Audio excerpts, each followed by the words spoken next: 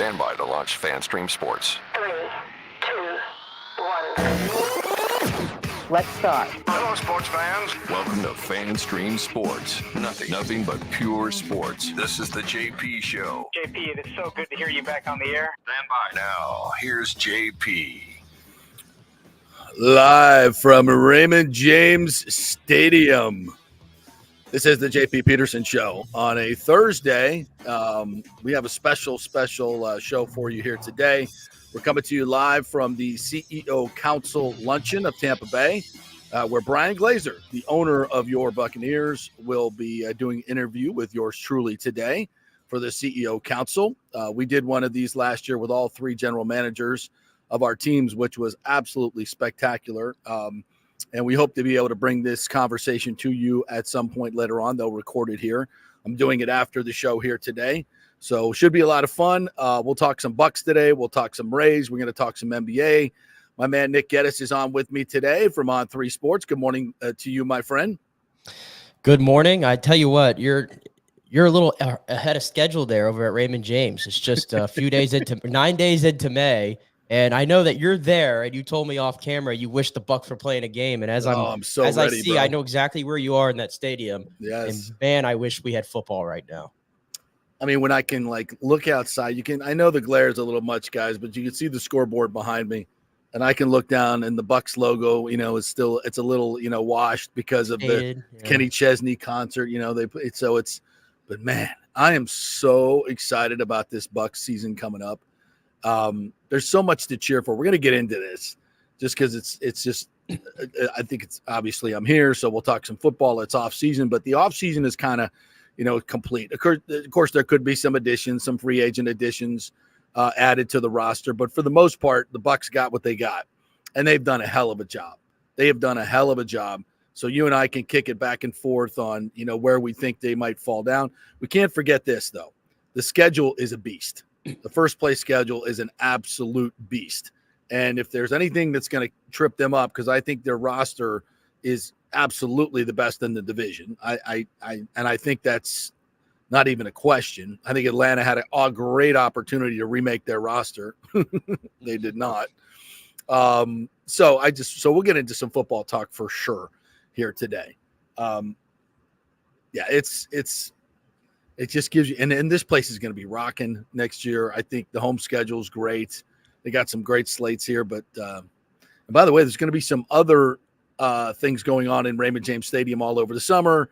Zach Brown Band, we got a bunch of big concerts. I'm not sure if I'm at liberty to talk about it yet. There should be a press release coming out right at 10 o'clock, so I'll get to that in my next segment, or I'll check the phone and see if we got it yet. But we are going to have an exhibition game here that might be of interest to many of you, including you, Nick Geddes. So wasn't that just fun? Yeah, Raymond James Stadium, keeping the events coming in without the roof, without the roof, which I'm going to ask off camera today. I'm going to ask Brian about my brilliant drone tarp idea. See if drone tarp. I haven't heard this idea. You never heard the drone tarp idea? No. The flying tarp. The flying tarp. Yeah. Held up by a drone? Lots of them. You know how they do the drone shows now? Is that kind of like oh my goodness, the stadium that the Bucks played in Frankfurt? How they kind of had it in the scoreboard that was in the middle, and it unwinds into this big tarp type thing that covers the field? I don't know. I wasn't there, not sure I saw that. I've never seen this anywhere, but I'm just shooting stuff out. We need shade here, right? Nobody. We do. Do we need a dome? Whatever. We just need some shade. The sun. In the shade, we can handle that, right? When the sun's beating down on you, it's just brutal. It's especially in September. It's absolutely brutal in most of October. So just if we did a little shade like they did at Hard Rock, and instead of spending $450 million on the roof, the partial roof, of course they did a lot more of the stadium than that, but you could have drones and a tarp, a big shade tarp, like they have over the playgrounds now, right? Yeah. Everywhere. So it's connected to drones, and it moves with the sun.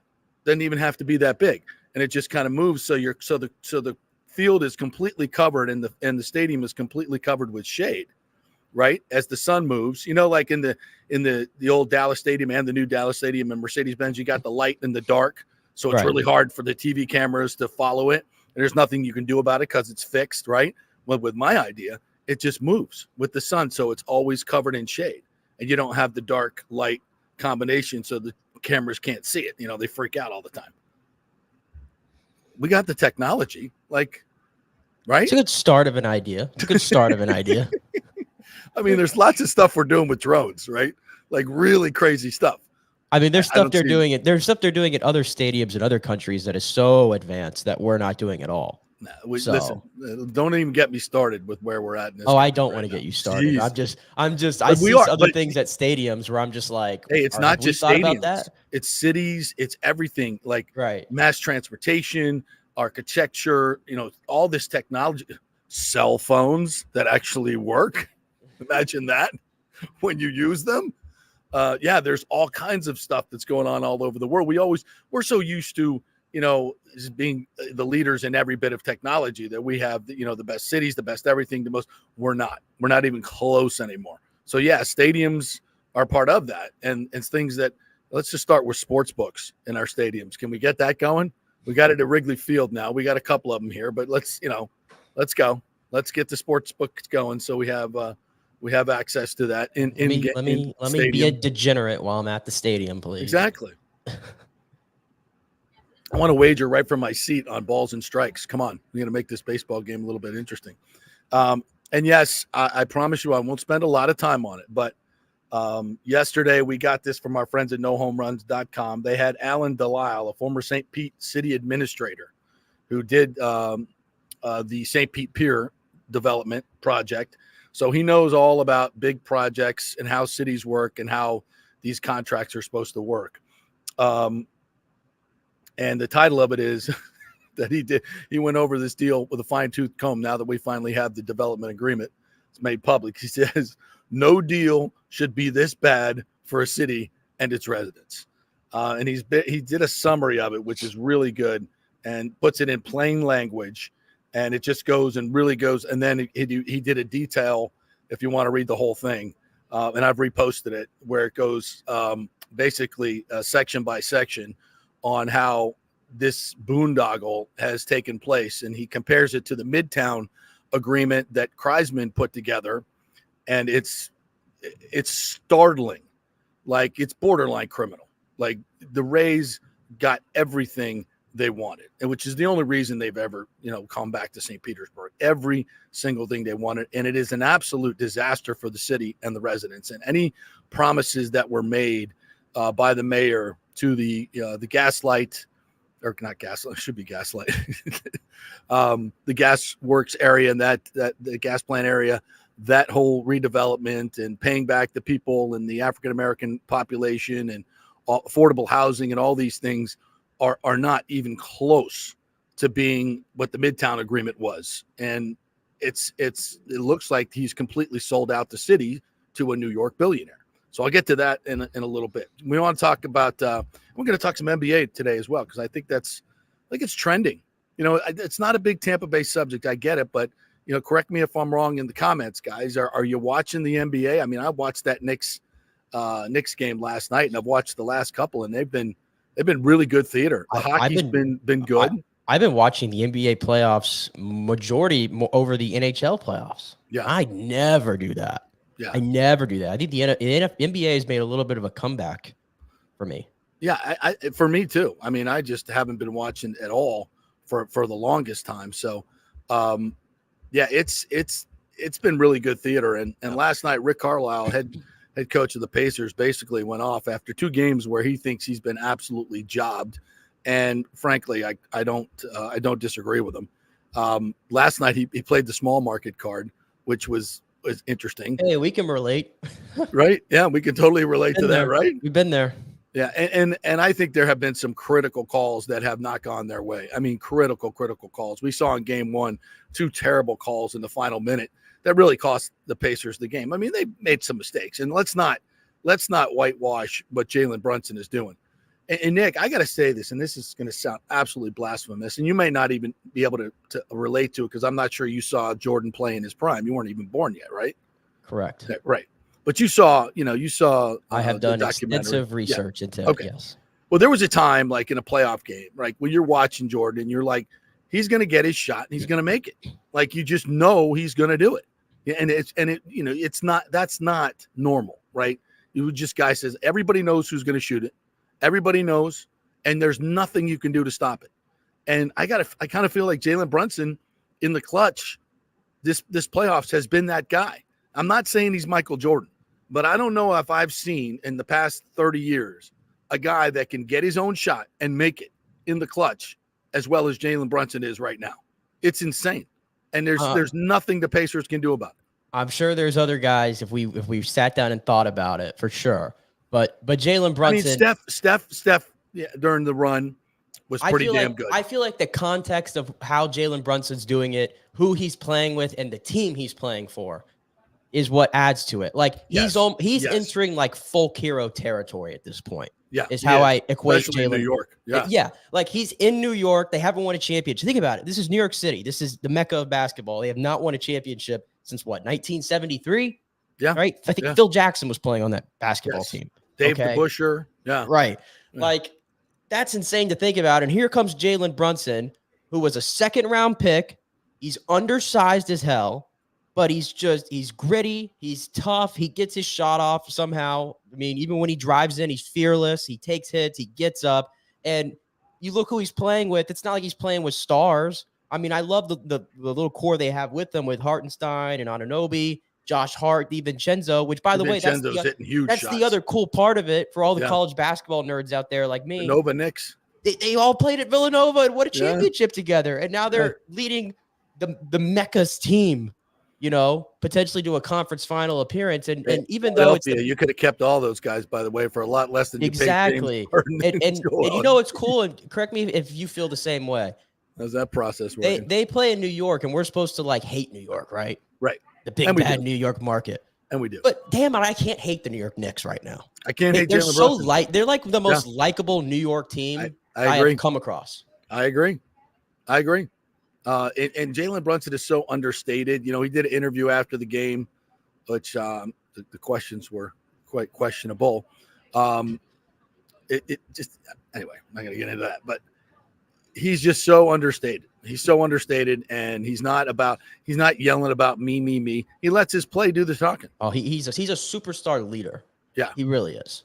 Yeah. So I find myself rooting for them. There's no question about it. I like the scrappiness of that team. DiVincenzo, Anunoby, though, he looked like he pulled his hamstring pretty severely last night, and they're already thin. They're really thin. They're fighting injured too right now. Yeah. So, it's just interesting what's winning in the playoffs. Now, the Celtics will probably destroy either one of these teams, but that's for another day. It's interesting, and it's great theater. I think it's great theater. It's great sports theater. I do think the officials have been horrible. And I mean horrible. Like, we should not have to talk about the officials time and time again making horrible calls. Last night, they call a double dribble in a key part of the game. And it's like, first of all, it was ever get called. Exactly. First of all, when does that ever get called? Second of all, he didn't double dribble. And then third of all, you called it. It can't be challenged. And you just overturned it. I mean, you got it right, but you effed it up. It's like bizarre as can be. Like, what are we doing here? Just anyway. So that's been a huge part of the series. And I know basketball is tough to officiate, but just kind of stay out of the way. Don't make stupid calls. Just be in the background as much as possible. Don't try to insert yourself right in the middle. The illegal screen call at the critical juncture of the game in game one was just terrible. They just have missed so many calls, and it hurts the credibility of the league, and I think fans really get pissed off by it. But tip of the cap to Jalen Brunson, no question about it. I hate that we're leading with NBA, but I think it's interesting stuff. I got to give the flowers to the guy, man. Yeah, absolutely. It's historic performance. What's going on right now? If you're not seeing what Jalen Brunson is doing, it's historic. And by the way, and I talked about this. You can chime in. The torch has been passed. They're talking about should LeBron retire, should he not? I don't really care because he's yesterday's news. He is, and I hate to say it, but Steph is, and Durant and Harden. their time is done. It's Yeah, time for Anthony Edwards. It's time for Jalen Brunson. It's time for SGA. It's time for Nikola Jokic. It's a whole new group of stars. Yeah. And those other guys had their day and their time has passed. Not that they can't be. They're still damn good players, but they can no longer uplift those around them and drag them to a championship. They're just not at that level anymore. And that's why the NBA is fascinating to me. Is I appreciate what those guys are still doing at their age. Okay, don't misconstrue what I'm saying here. But like to me, the word, like I use it like this: the word superstar, I've said this before, to me gets overused way too much. Yeah. The superstar tier in the NBA is those three guys. It's Jokic, it's Giannis, the guys who have won championships and have been doing it now for some tenure, things like that. But this postseason, we are seeing a real shift. Those guys that you just mentioned, they combined to win one playoff game. And here come the Minnesota Timberwolves. Here come the Oklahoma City Thunder. Two very young teams. I mean, the way that the Timberwolves are making the Nuggets look like a lottery team right now. Like this is the defending champions, and they have nothing. I think they're on sweep alert. To be honest with you, that's what that's how good Minnesota is, and all these different stars that are so close to ascending to superstar status, and one of them's going to whoever wins their championship this year. I'm finding it very fascinating, and I also hate the fact though that the NBA media has spent so much time all year talking about those three teams, the Lakers, the Warriors, and the Suns they're going to make a run. Which one of them is going to make a run? The answer is none of them because they're all average basketball teams, okay, that just got blasted in the playoffs. And you didn't talk about the Timberwolves once all year. You didn't talk about the Thunder once all year. They were never even on national TV. And these are the teams now that I'm watching that you never put in front of my eyeballs to see all year. And I'm like, well, they're playing a different sport than those ones that you kept talking about. Exactly.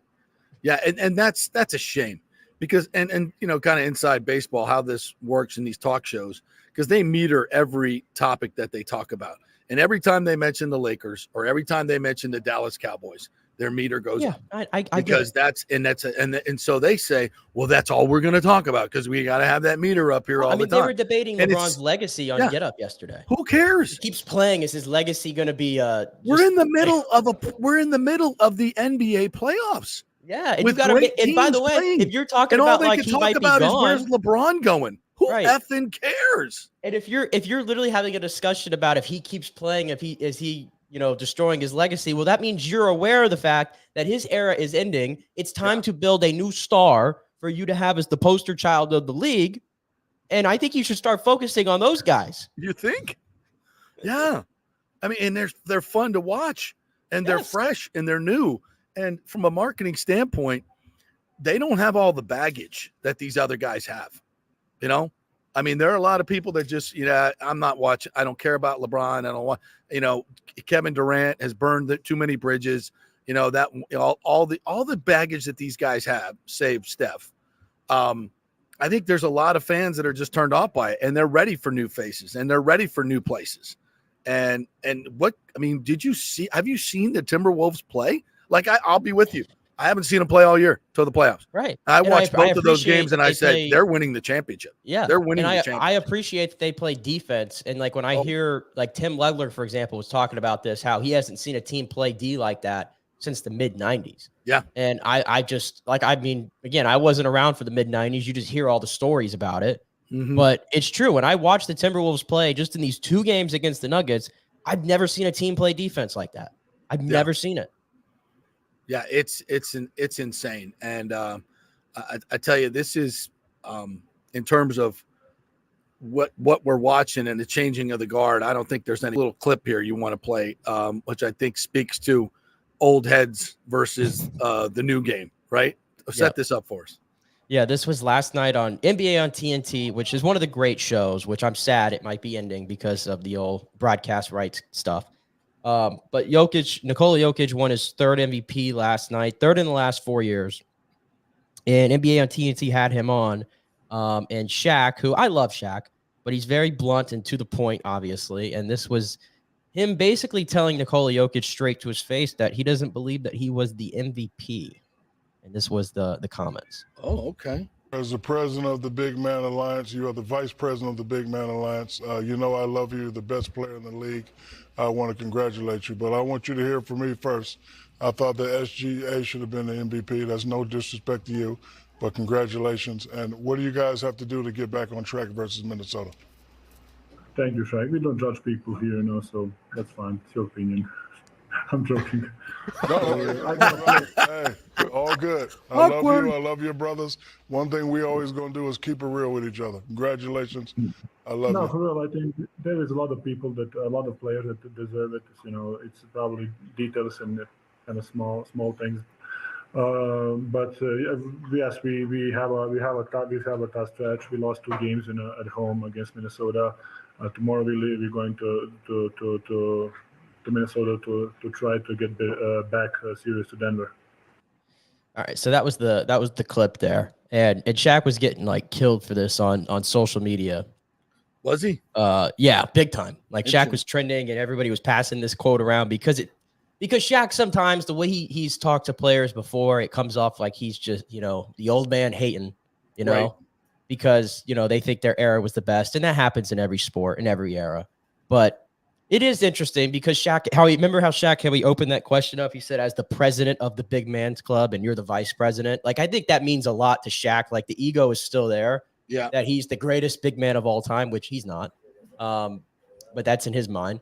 That he won 1 MVP, and Nikola Jokic at age 29 or whatever has 3 MVPs already. That's gotta stick in his craw. And I saw him last night. He was talking about the officiating. And he made a good point. He said, he told a story about when he once went to David Stern and with his agent and said, we want to, talk about, I'm just getting destroyed and fouled everywhere. And Stern started laughing at him. He said, what's so funny? He says, I got 29 teams pounding down the door here saying the same thing about you. Like, you're destroying them and you're fouling them and you're hurting them. So he just said, he just came to the conclusion that he's just got to play through it. And you just got to play through it. And I think he has a good point. And that's always a great it's the only mindset you can have, to be quite honest. If you're a competitor, it's the only mindset you can have, because it's going to happen. And if you're just constantly whining to the officials, it takes the focus off what you need to do. And you're going to get screwed. It's part of the game. I hate the replay in the NBA now. I hate it. It's just I'm not saying, they do get some calls right. It's a hard game to officiate. I get it. It destroys the flow of the game, especially late. Yeah. It just extends it. Like 2 minutes takes 20 to 25 minutes, and all of it's free throws typically. And now, reviews for every little thing that happens. Yeah. Yeah. It's just, you want to get it right. I get it. But at what cost? At what cost of the flow of the game? We always just used to say, hey, all the calls even out, and over the course of a game, they do. I'm convinced of that. But I'm not under the influence. Like, this is and this goes for all sports. Who ever said that everything has to be completely even? You get 10 calls and you get 10 calls. Right. Like, that's not how sports works. I don't understand that. Like, why does that happen? I feel like that always, it's all going to even out. I hear that all the time. Why does it have to even out? This is not. You make your own breaks. Right. How you play determines what call you get, and so on. And you can force things too, it's just so interesting, how, and so the ball goes out and it touches a guy and they miss the call and they correct it. I kind of like that part of it, but shouldn't that be really quick to do? Like, it seems like it takes forever. Like, usually on the first look, I go, oh, okay, that's who's it up. Right. You can see the ball change direction or spin and you're good to go. But it takes 3 minutes to do that. That part I don't get. If you could just get it done quickly during the timeout, that would be great. Find a way. Oh, thank you, Mr. Sylvester. Hey, did the press release go out? Check. Okay. All right. I got the all important Hooters VIP card. That's thank you, Mr. Passwaters and Mr. Sylvester. So that's always good to get. So yeah, it's a must have. So yeah. Anyway, that's the NBA. All right, catch everybody up on the baseball game last night while I check my phone. Oh, first of all, did the Rays lose last night? The Rays They did lose. They were wearing the City Connects, right? They did. Yeah. Oh, First time hold the on. City Connects failed them. Hold on, you're gonna have to give me a You gonna second. burn the hat? Hold on. Wait, we're changing. What are we doing? We're going back to the old Devil Rays hat. Let me fix it. There we go. The Sky Ray is done. We loved you. The Sky Ray. The Sky Ray had a good run. He did have a good run. He had a good run. He's like like an old flame, an high school flame. A good 2-week run. You think you're in love, but you're not. Like The in Sky old Ray. high school. Yeah. It's like the You took him to prom. Didn't go yeah. well. Took him to It prom. went well at first, and then She wasn't a good dancer, and you moved on. That was Yeah. it. okay. Yeah, that's where the Sky Ray lives right now. I'm totally Paid a lot of kidding. money for I'm that. totally kidding. I love the Sky flame. Ray, but this was the original love right here. This is the high school Okay. sweetheart. All right. Right here is the Devil Ray, Yeah. and Getting rid of the trollop. the The Rays wannabe. made it. The Rays made it easy last night by losing that baseball game. That means we have no conflict tomorrow night when the big bad Yankees come to town. Yes. The Rays will be wearing the Devil Ray jerseys. Chris Flexen got you again last night. Yeah, For the Chris White Sox. Flexen. Chris Flexen got Flexen. them again for the second time this year. Doesn't have great stuff at all, No. but this Rays lineup just can't hit him. Yeah. All righty Rays lineup because he's tougher on lefties, and that all righties Rays lineup was It's bad. They It's were. They bad. have they won any games this year when they've done that all righty lineup? I don't think so. I don't feel like it ever I don't works think so. out. No. I'd rather just keep the best guys in the lineup. That's Yeah, just me. even And if, you were like- rolling too, but Yeah, even if the platoons and some of the numbers aren't going your way, you're keeping your best players on the bench because they're lefties, and that's a Right. bad idea. It's all around bad idea. you're right. The more And I concerning don't part want to see yesterday. Jose Siri did barrel up some balls and have some better at bats, but Yeah, I'm still out. Yeah, I mean, listen, he can't just sit on the bench every day. Right. But no, the more concerning part yesterday for me, it's not really the lineup, but it's like, can Aaron Savali, is it so much to ask for a guy who the Rays traded a top 5 prospect for, a big lefty power bat, by the way, that plays first base? Is it so much to ask that for who you acquired for that to get past the 5th inning in a start?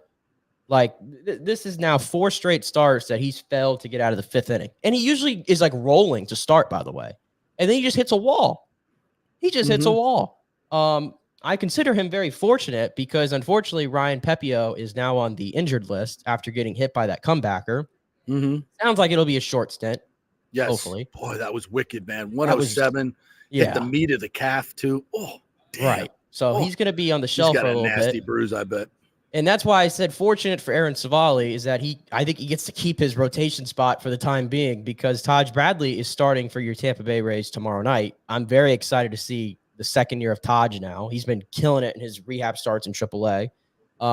And the way Alexander's throwing the baseball lately, like Savali to me is now lower on the totem pole. He's like the last guy on the totem pole for me because he just can't get out of the 5th inning.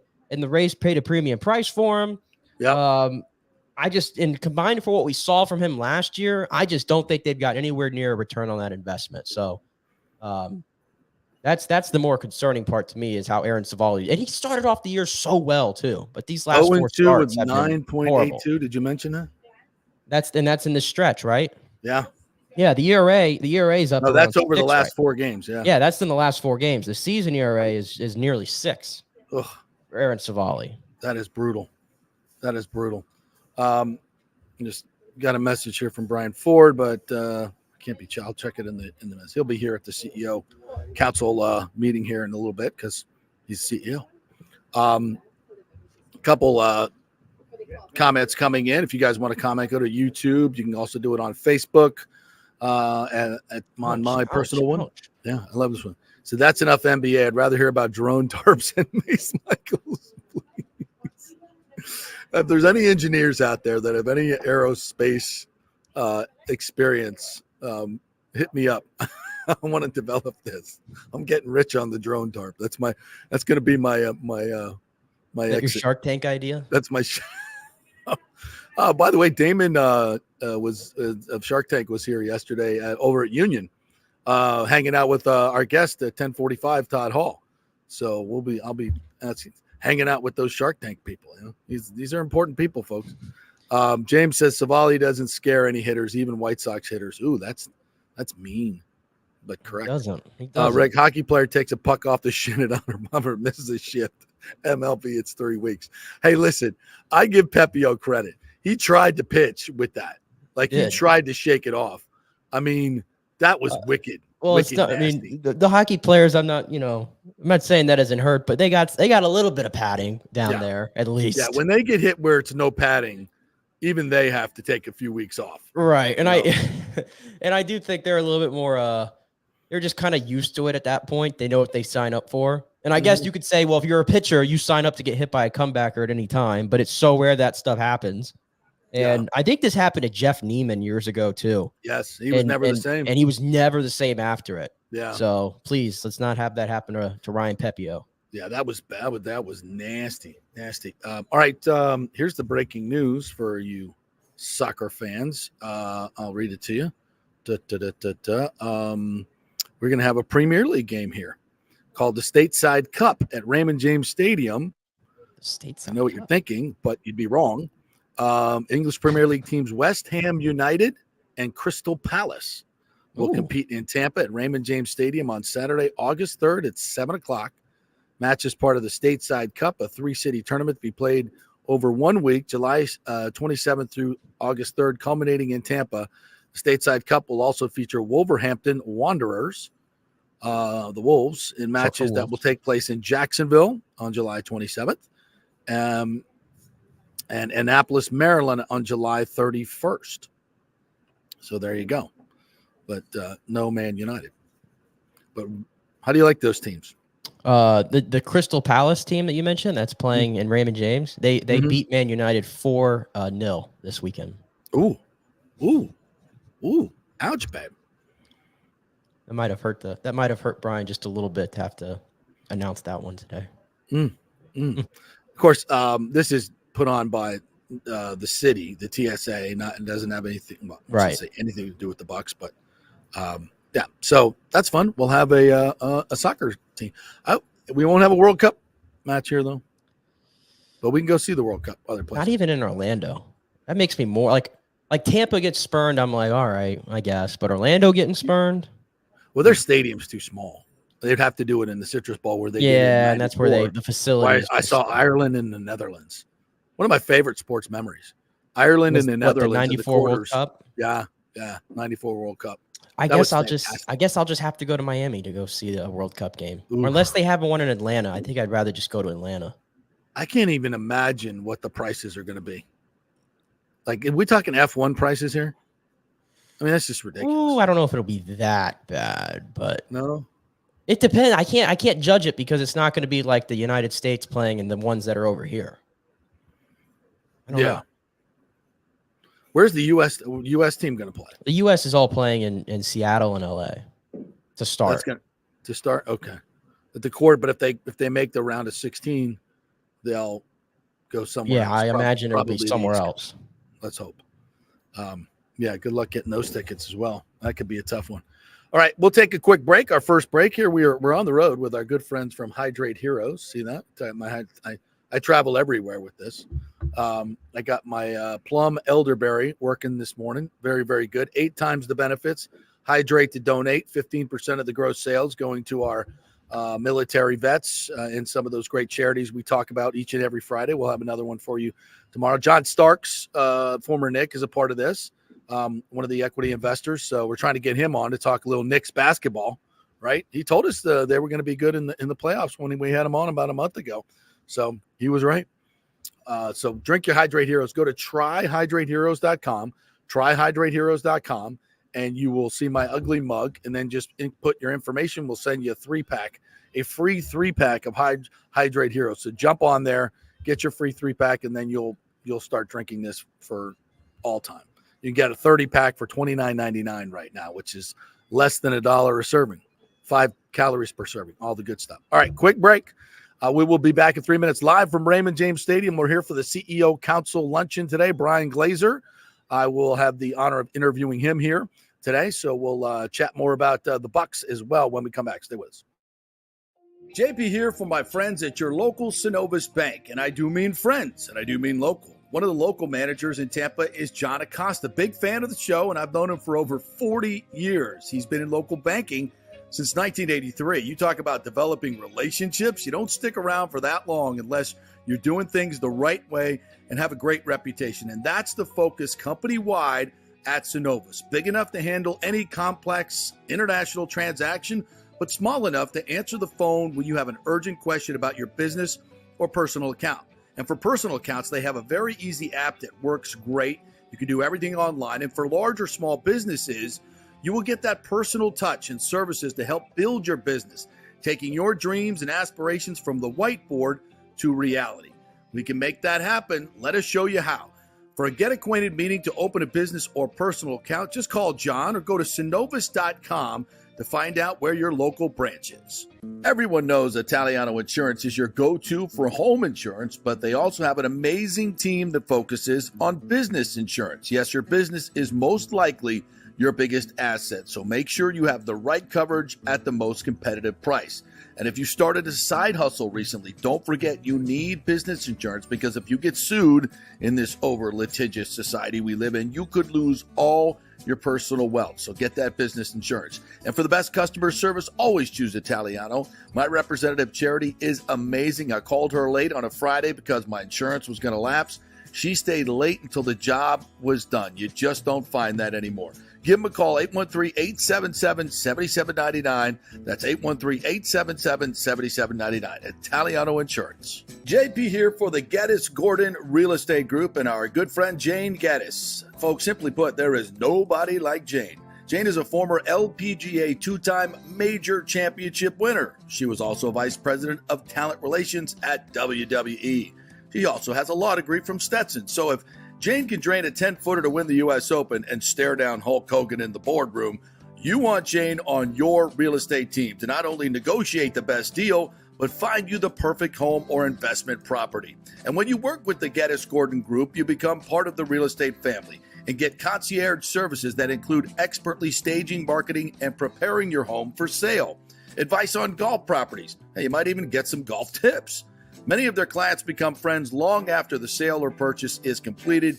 It's all part of the deal. So if you're looking for that perfect home or investment property or try to get top dollar for your home, go with Jane Geddes and the Geddes Gordon Group, because there's nobody like Jane.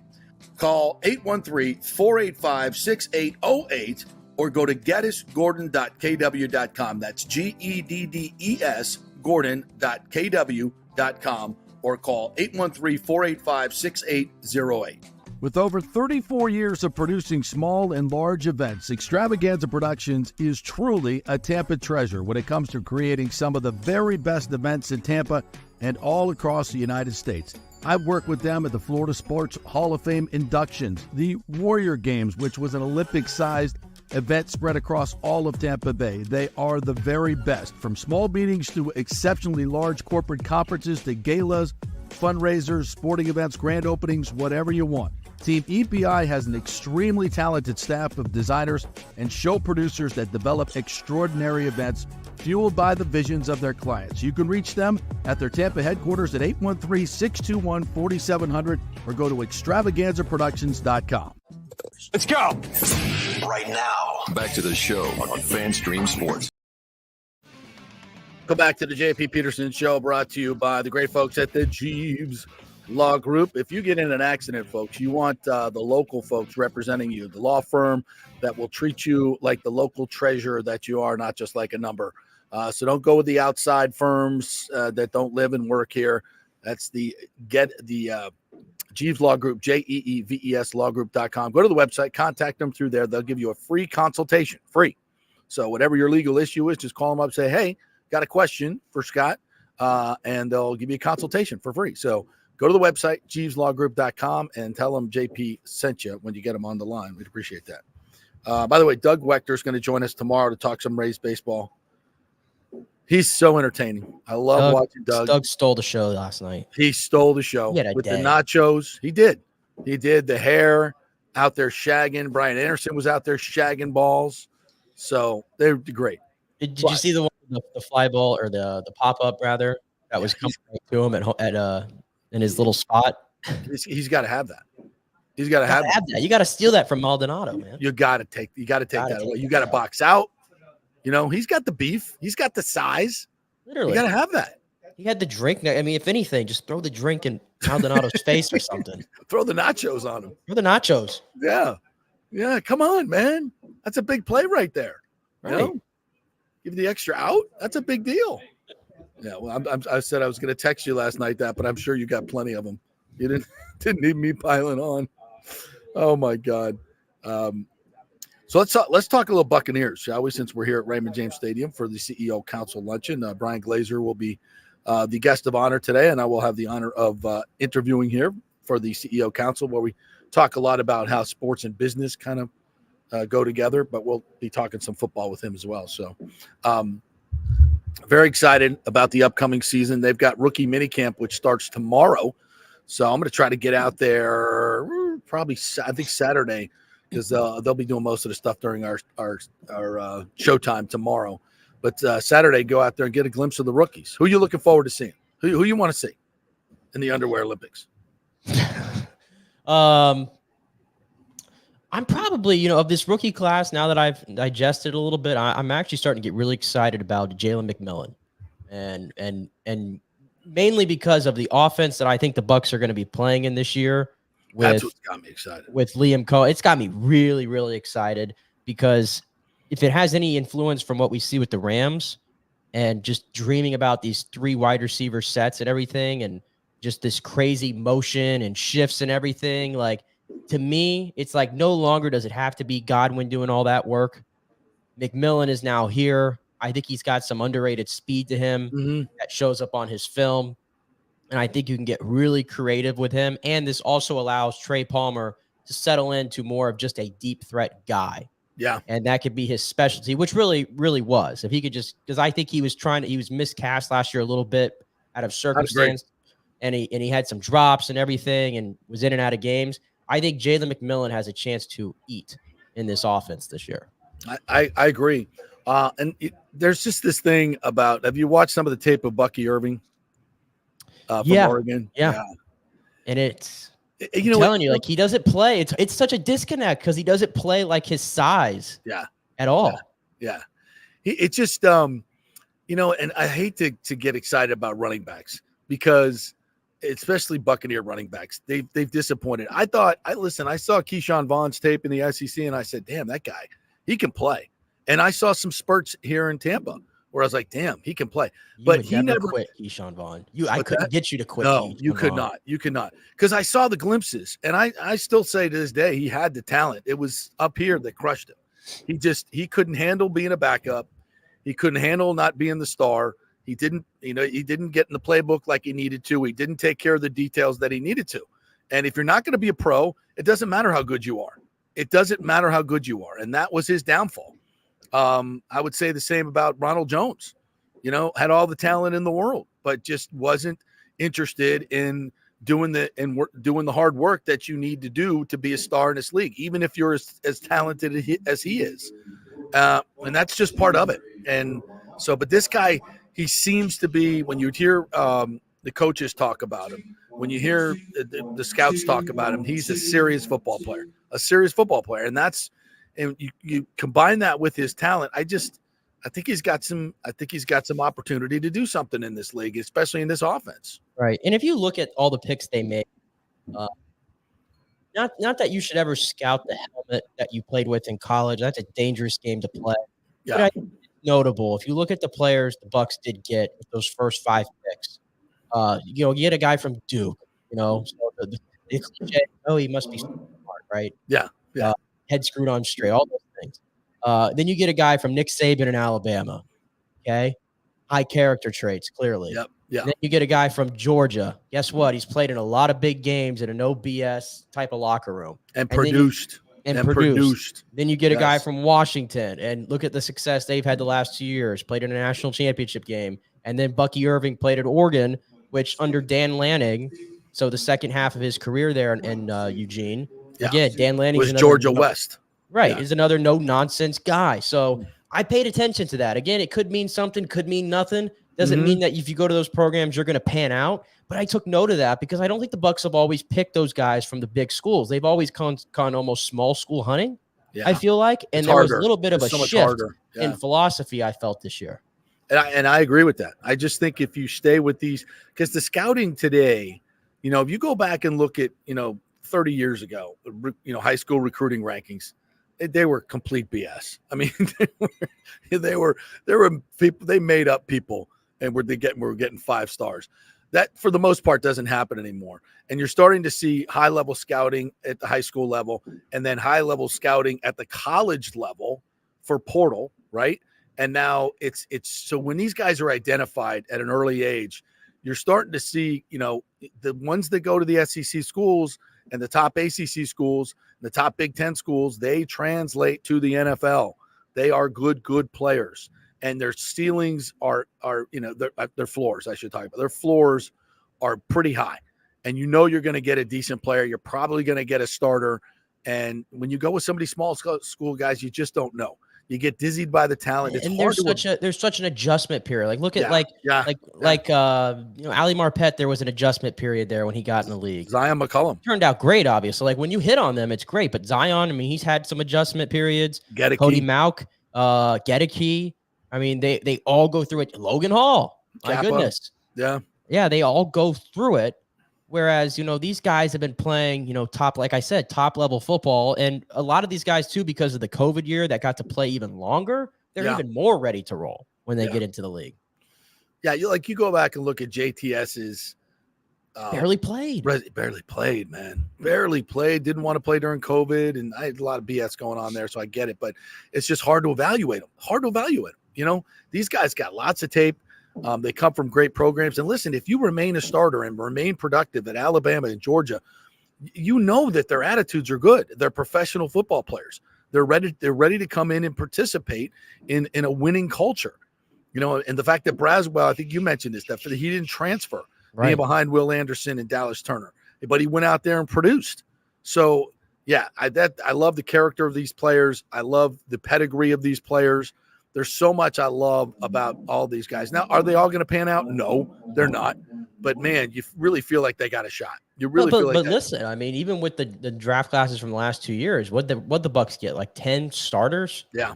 From their last 2 classes? Yep. Like, damn. That's how you – and, folks, I'm here to tell you, that's how you build championship rosters. You got to have that foundation of lower round picks who don't make a lot of money for 4 or 5 years so you can add the superstars in free agency or keep your superstars. I said this, I wrote an article for one of the local magazines. I said, imagine if the Falcons in this offseason went out and signed Baker Mayfield, Mike Evans, Antoine Winfield Jr., who am I forgetting? Levante David. Yeah. And Chase McLaughlin, by the way. Yeah. And then went out and drafted their biggest needs, which of course the Falcons did not do at the top of the draft, in center and running back, and had a draft the way they had. People would be raving, oh my God, they had the best offseason. Look at all these guys they brought in. These guys are Pro Bowl players. All of them are Pro Bowl players, and they brought them in from their rival, right? Everybody would say, oh, the Falcons are the team to beat. Well, whose roster are they on? Whose roster are they on? Just because the Bucks kept their guys, they're getting no love for that. If any team signed all of those guys, they would be. That's what I'm saying. That's why I think the Bucks had one of the best free agency hauls, or the best free agency haul of any team, because of any team for what they were able to do. Because not everybody's able to bring those guys back. By the way, let's not undersell that. The Bucks have just a great front office, and they've built a culture here. And again, we just haven't seen that so much in Tampa Bay. It's like I'm still getting used to it myself. They built a culture where these guys want to stay. Yeah. And they all want to rally. And they have a quarterback, by the way. This matters, by the way. They have a quarterback that these guys want to play for. That's right. And a guy who it's his team. It's Baker's team. And we should say that a lot, too, is that Baker's a big part of this equation, that these guys want to stay here because you don't win anything without a quarterback in this league. And these guys wouldn't stay here if they didn't see that they could win something with this guy. Exactly. That's the key.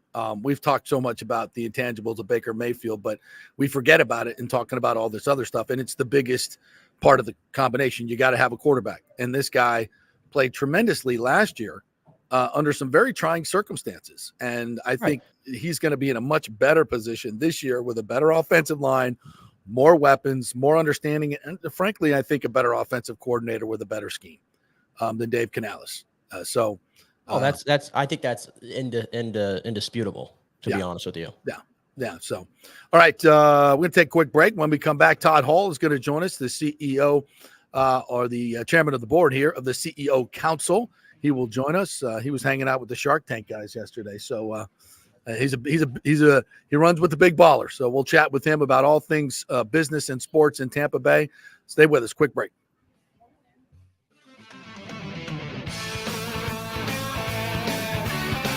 JP here for the Jeeves Law Group and my man Scott Jeeves, who lives right here and has long been a highly respected member of our community. He's a proud sponsor of the Tampa Riverwalk. Jeeves Law Group is also a proud sponsor of our Grand Central District in St. Pete and has neighborhood events throughout the year. He has an office on Central Avenue in St. Pete and one on South Howard in Tampa. You can't get more local than that. So when you need an attorney, are you going to hire some huge firm that advertises all over the state or the one that supports your favorite sports show? It's the Jeeves Law Group. We're local, we're trusted, and we get results. For personal injury and personal attention, call us for a free case evaluation. That's 8889-JEEVES. That's 8889-JEEVES. All right, this is for all you guys who don't want to go to the gym and do 5,000 crunches. At Bay Area Modern Medical Center, you can get on the new True Body machine where you can reduce fat and tone up your muscle. It's like doing 54,000 crunches in just 15 minutes. Define your body as you see fit. True Body offers personalized muscle stimulation that delivers the equivalent of those 54,000 crunches in just 15 minutes. Just get in touch with them at Bay Area Modern Medical Center, BAMMC.com. Chris Lugo and the team over there will set you up on True Body and get amazing results. Non-invasive with comfortable and little to no pain and zero downtime. You can isolate and target those areas that you want to improve and treat multiple areas simultaneously. It's an amazing machine, so check it out at Bay Area Modern Medical Center, BAMMC.com. It's Diamond Days at the Gold and Diamond Source because April's birthstone is diamonds. As they take center stage, get up to 20% off all diamond jewelry. And our first-time buyers program will help you get educated about the 4 C's and all the different shapes and styles. And remember, you only want natural diamonds, folks. It takes billions of years to form a natural diamond. You don't want something that was made in a factory just a couple of weeks ago. And remember, your Gold and Diamond Source diamond never loses its value. You can always trade up at the Gold and Diamond Source for a bigger, better one. And they will spend the time to educate you about your diamonds and how to take care of them. And of course, consider the Gold and Diamond Source to maintain and insure your jewelry. They can professionally clean it, check the settings, and make any necessary repairs to keep your jewelry in top condition. It's the 40th anniversary of the Gold and Diamond Source, 3800 Overton Road, always online at thegoldendiamondsource.com. Let's go. Right now, back to the show on FanStream Sports. Of course, the PA starts just as you walk in here. Welcome back to the JP Peterson Show. We're coming to you live from the CEO Council luncheon here at Raymond James Stadium, where Bucs owner Brian Glazer will be our special guest. And right now we have the chairman of the board, Todd Hall. Jump up on my microphone here, Todd. Hey, JP. How are you? The CEO Council. I'm great. How are you? Doing well, thank you. Thanks for having me. Thanks for bringing me the dog treats. That I saw your video yesterday. You were hanging out with Shark Tank's Damon John. I was. Yeah. Tell me a little bit about that. So we had him in as our pinnacle speaker last year, and we ended up developing a great relationship. And the past few times that he's been in town, he's hooked me up with dinner and kind of catching up and talking about what's going on locally here in the Tampa community. And then what he's seeing across the country. Does he have any investments here, or why is he in town? Yeah, so he comes into town for various things. He's got a couple of companies that he's got investments with here locally. He was recently at Suffolk. Okay. And checking out everything that's going on. Special ops. Special ops, yep. So we had a great dinner at Union and kind of caught up on a few things that are going on. He's got a great opportunity with a coconut water brand in Orlando. It's called Once Upon a Coconut. Okay. I think I've seen that. Yeah. So it's something new that's just come out, all natural ingredients. Yeah, it's a great brand and it's getting some traction right now. Great electrolyte replacement drink. All right. So we do this. I've been lucky enough you guys have asked me to do this. Last year we did all 3 general managers, which was just fantastic. It was a great discussion. Today we got Brian Glazer here.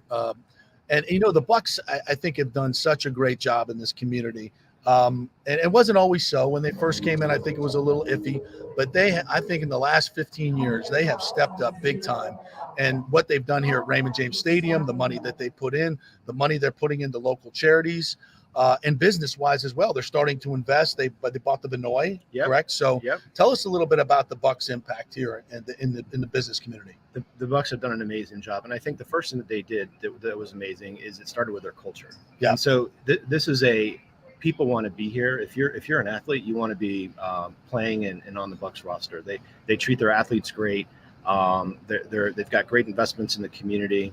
Brian and the leadership team, have been just amazing overall. Yeah, and the Bucks themselves drive a lot of business too. I mean, this stadium right here drives a lot of business, and the Brady years drove a lot of business and brought a lot of cachet to Tampa Bay, which we're still reaping the benefits of. Right, this is one of the fastest growing communities in America, in the world. Top fastest growing. More people are moving into Tampa than moving out. And there's just a tremendous amount of opportunity business-wise. It's just a great place to live overall. Yeah, tell me more about those numbers. And because, I mean, a lot of people would say, rent is up ridiculous. Housing is up ridiculous, especially in Tampa. So growth can be great if salaries are keeping up. And right now that's not really happening, right? Yeah, we're still in a demand for talent. Salaries are not keeping up with rents. We're kind of moving into like a mini Miami phase where we just don't have enough housing, affordable housing, to match some of the salaries that are being paid to some of the people that are kind of driving the economy here locally. How does that change? Is that a governmental thing? How does that change? I think it's a supply and demand thing. And I think what employers are going to see is if they're not offering higher salaries and better overall compensation packages, they're not going to get the talent. So the good news is it's driving salaries up. And I think, we're reaping the benefits of some salary increases. A lot of businesses are relocating corporate headquarters here. That's good. That's needed. Oh, it's great. And, in Tampa and St. Petersburg and Clearwater, they're working to come together to kind of create that great business community for the metro area that we have right now. Well, your company is staffing. Tell me about your company, and you see where the salary thing is going and how talent is getting attracted. Right. So the talent, the companies that are getting the best talent right now, it starts with their culture. They've got a great work environment. They have what I call the FOMO office. So with COVID, we had a lot of people that worked remote, kind of lost a little bit on their social and their communication skills. And what employers had to do is kind of create an office environment that would attract people to come back to the office. And the employers that are doing that are getting the best talent. So our areas of specialty are in that professional space, the accounting and finance, the IT, the human resources, the administrative and the legal, and the companies that are seeing the best talent, that are getting the best talent right now. It's kind of an overall package that they're offering to their people. Todd Hall is our guest here. He is the chairman of the board of the CEO Council. That's why we're here at Raymond James Stadium today. We're going to be interviewing Brian Glazer. Tell me a little bit about some of the exciting things that are coming to Tampa Bay. I mean, every day I read my Tampa Bay Business Journal. It's like something else is coming here. Some other company's coming here. Water Street is going through a whole nother phase, right? What's going on there? So Water Street just recently announced some of the latest developments that's going on. There's a handful of new buildings. It's going to be mixed use.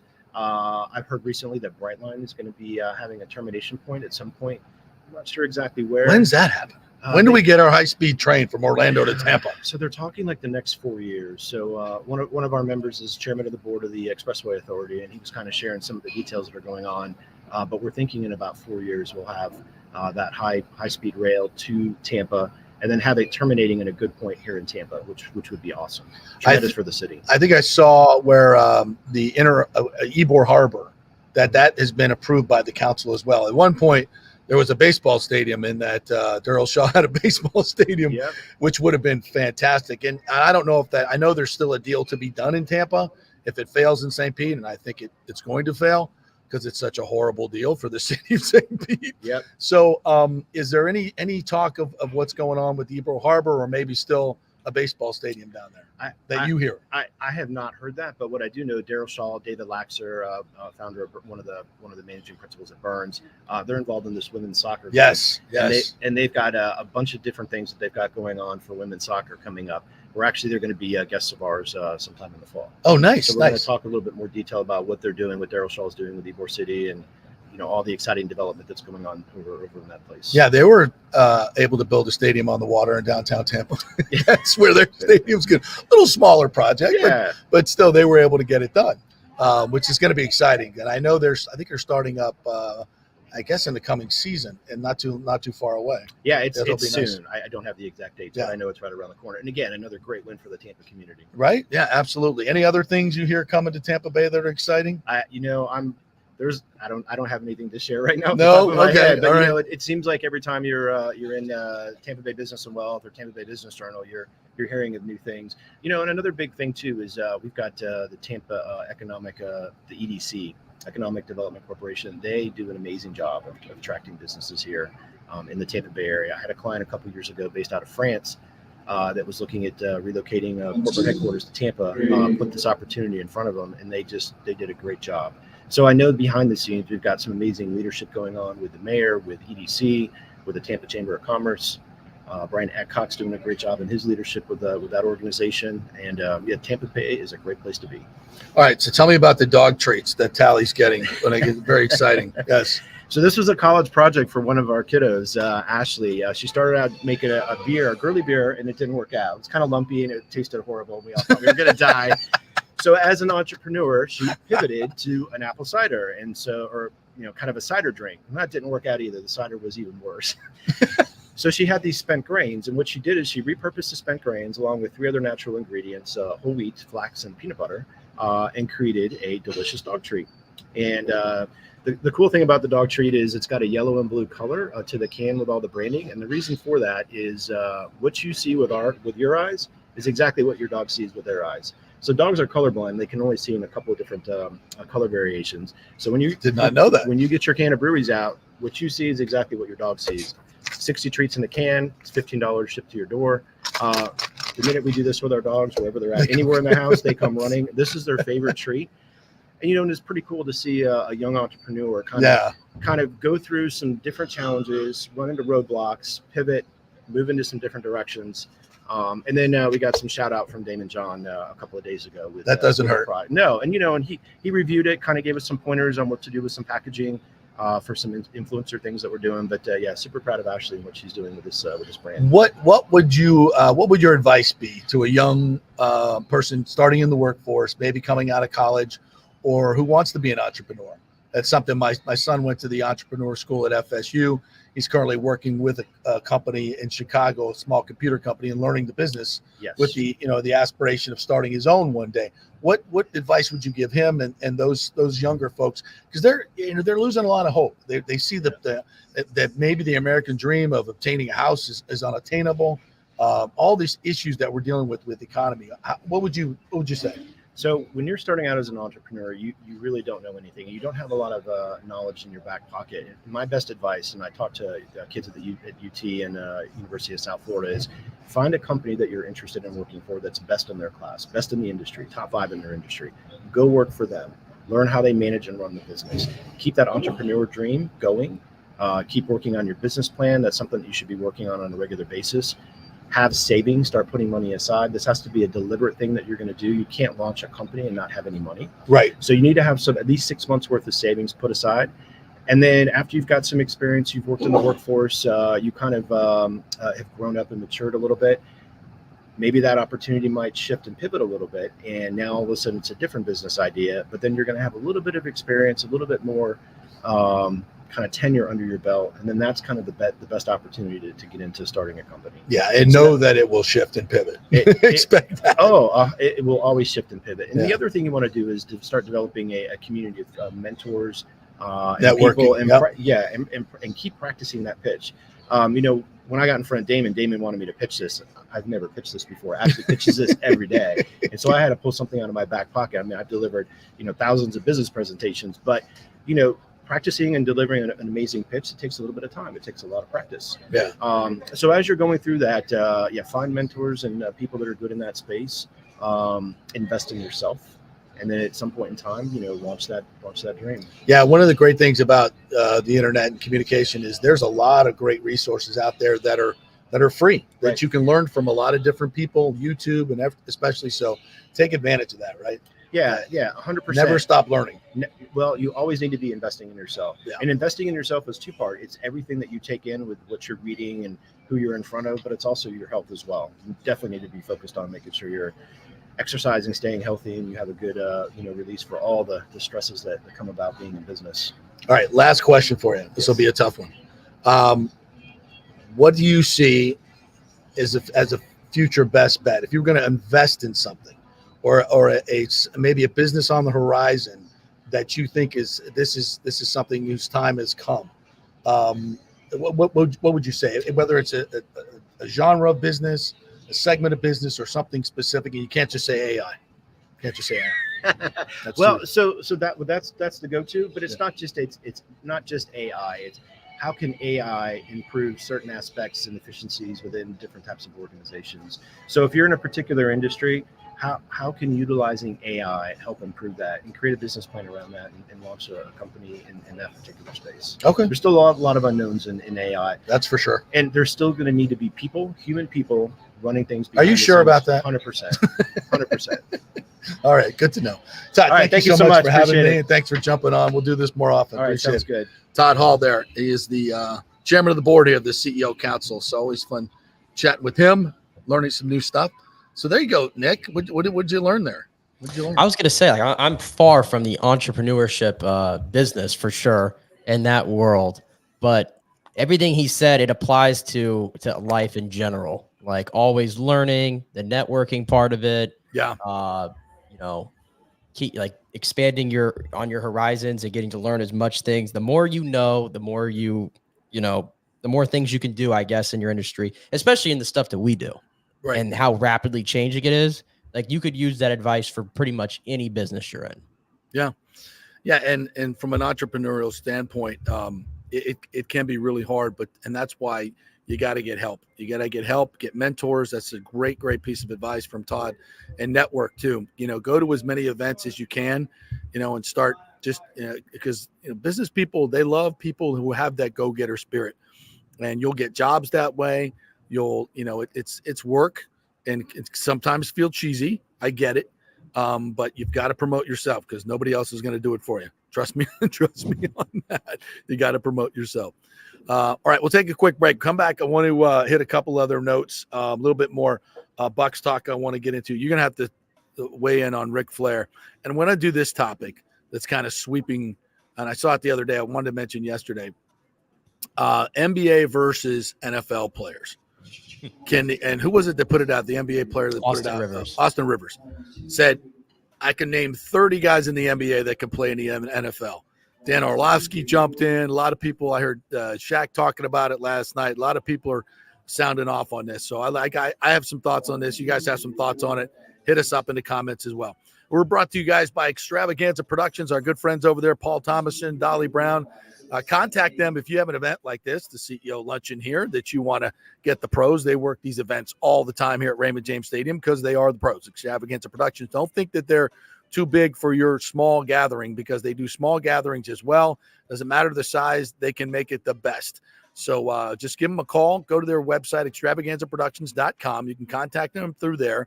Tell them you heard it on the JP show, and they'll give you a free creative meeting. You can just go for the tour of the all the different props that they have there in their warehouse. Absolutely super cool. And that'll get you going from a creative standpoint for your charity event.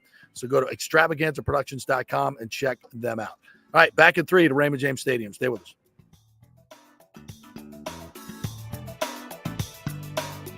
Are you looking to be more productive and healthier? Do you know chronic dehydration affects your overall health and well-being? 75% of the U.S. population suffers from dehydration, and many of us don't even know it. That was me before I was introduced to Hydrate Heroes. 8 times the benefits with hydration. A beverage with benefits more than just hydration. That's right, 8 times the benefits with hydration. Hydrate Heroes provides a refreshing, great-tasting beverage powder to mix with water, providing elderberry, zinc, vitamin D, electrolytes, amla fruit, which provides a great source of vitamin C, along with a proprietary mushroom blend that has shown to help increase endurance and energy at the cellular level. Hydrate Heroes is so confident you're going to love the taste and the results. They are offering our listeners a special offer, a free 3-pack sample, no credit card needed, Just go to the jppetersonshow.com, the jppetersonshow.com, and click on Hydrate Heroes logo. Hydrate for health today with Hydrate Heroes.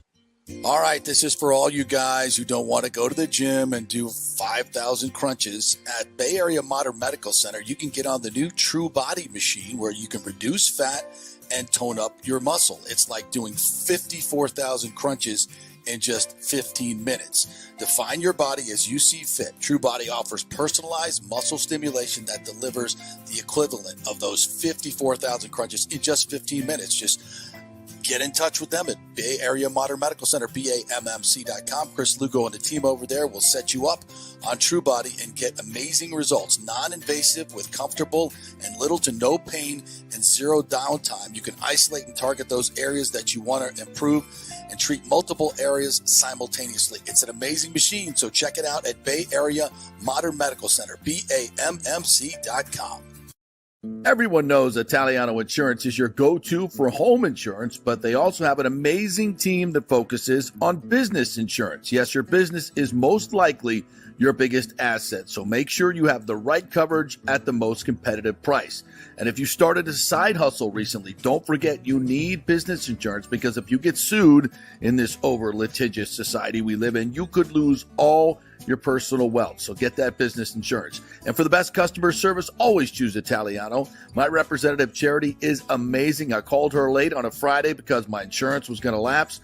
She stayed late until the job was done. You just don't find that anymore. Give them a call, 813-877-7799. That's 813-877-7799. Italiano Insurance. JP here for Extravaganza Productions. You know, I've worked with these pros on so many big and small events. They recently did the Kappa Alpha Psi Grand Reunion, the Tampa RV Show Exhibit. They did the Skills Center opening of Tampa Bay.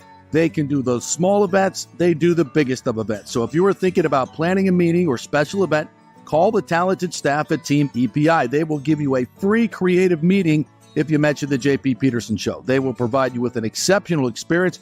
Heck, they'll even show you their huge warehouse with great props. Anything you want. They'll do it on time and on budget. You can reach them at their Tampa headquarters at 813-621-4700 or go to extravaganzaproductions.com. Tell them JP sent you. Let's go. Right now, back to the show on FanStream Sports. All right, welcome back to the JP Peterson Show, brought to you by the Geddes Gordon Group.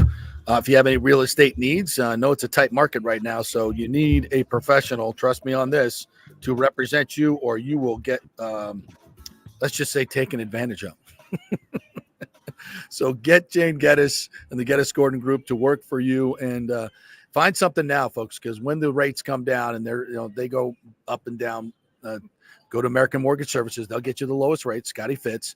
But now's the time to find that house that you want, because there's more available. Prices have stabilized a little bit, starting to tick down a little bit. Now is the time to jump in before everybody goes crazy. So call Jane, go to the GettysGordonGroup.com and get your house now if you're looking. I know it's a tight market, but get her done. All right. Wanted to get into a couple other things that we teased here. The NBA versus NFL, my friend. You've seen this discourse on social media, have you not? I have, yes. I also saw JJ Watt yesterday because he jumped in the middle of this when Austin Rivers came out and said, NBA players, I can name 30 of them right now that can play in the NFL, talking about these guys playing corner. I'm like, come on now. And back and forth, could NFL players cross-train and play in the NBA? And JJ Watt's like, I might be able to grab your rebound or two, but I'm not getting one from Wembanyama. I'm not getting one, I'm not going to be able to, I might hit a bucket or two on a putback, but that's about it. I'd be next to worthless as an elite athlete at 6'6", 275, 280 pounds. And then Dan Orlovsky came out with 30 guys that he says could play in the NBA right now. And and one of them being Pat Mahomes. I'm like, I don't know about that.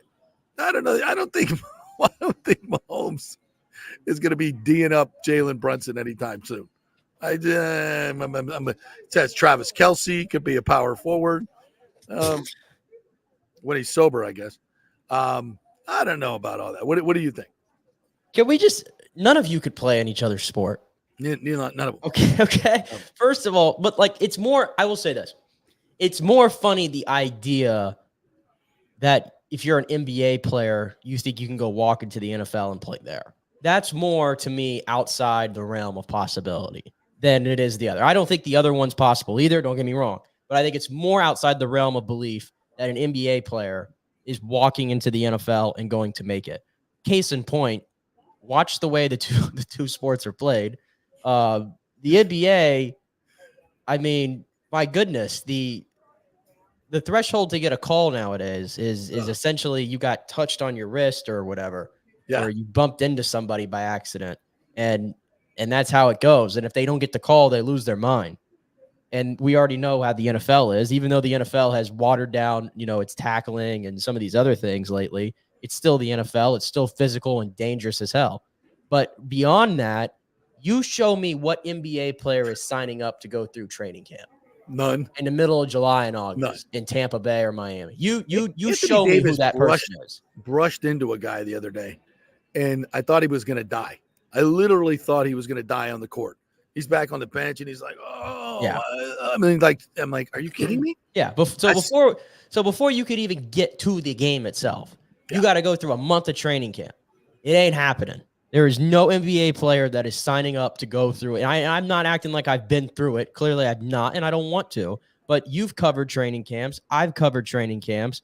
It's hot as hell out there, and we're just wearing a polo and shorts, okay? We don't have all the pads on. We're not as big as them, carrying all the weight that they're carrying and the size they're carrying, and they're trying to get in shape. Like Vita Vea used to use his training camp to literally get in shape. Yeah. Right? He comes in usually really big, not this year. Congrats, Vita, on the weight loss. But that's typically how that works. So now you look at LeBron James, all right, 6 foot, 60, 6'8", 265, 260, right? I mean, you look at his body and you just screams tight end. Obviously he has the athleticism to go up and catch a football. But again, it's the physical contact and the physical pounding that you're going to have to get used to. And which version of LeBron? We're not talking about today's version, are we? Yeah. I mean, well, okay, even 10 years ago. Happening. Yeah, nobody's playing tight end at 39. That you can play basketball, right? And you could be, LeBron, I will say, no matter for the reputation he has, the guy's never had a major injury. So yeah. And he's like, I would go to him as and we've seen Antonio Gates, right? He was a college basketball player come in. I think Tony Gonzalez, didn't he do both? Tony did both. So these guys have come in and be elite tight ends. So if you're saying the body types could, of course, obviously, but it's a totally different mentality on both sides. When I say, for an NFL player to go play in the NBA, you have got to be so fast and so good and so skilled. You have to be skilled. Now, if you're talking about being a down the bench player, yeah, okay. One of those guys that can come give you well, there's fouls. Even like these clips going around, like Cooper DeJean, the corner from Philadelphia now, the rookie. Yeah. How about his high school highlight tape? People are showing that as like, see, but that's high school. Yeah. Like you drop that guy in the NBA right now. He's dunking, but yeah, but he ain't dunking in the like. Let's not.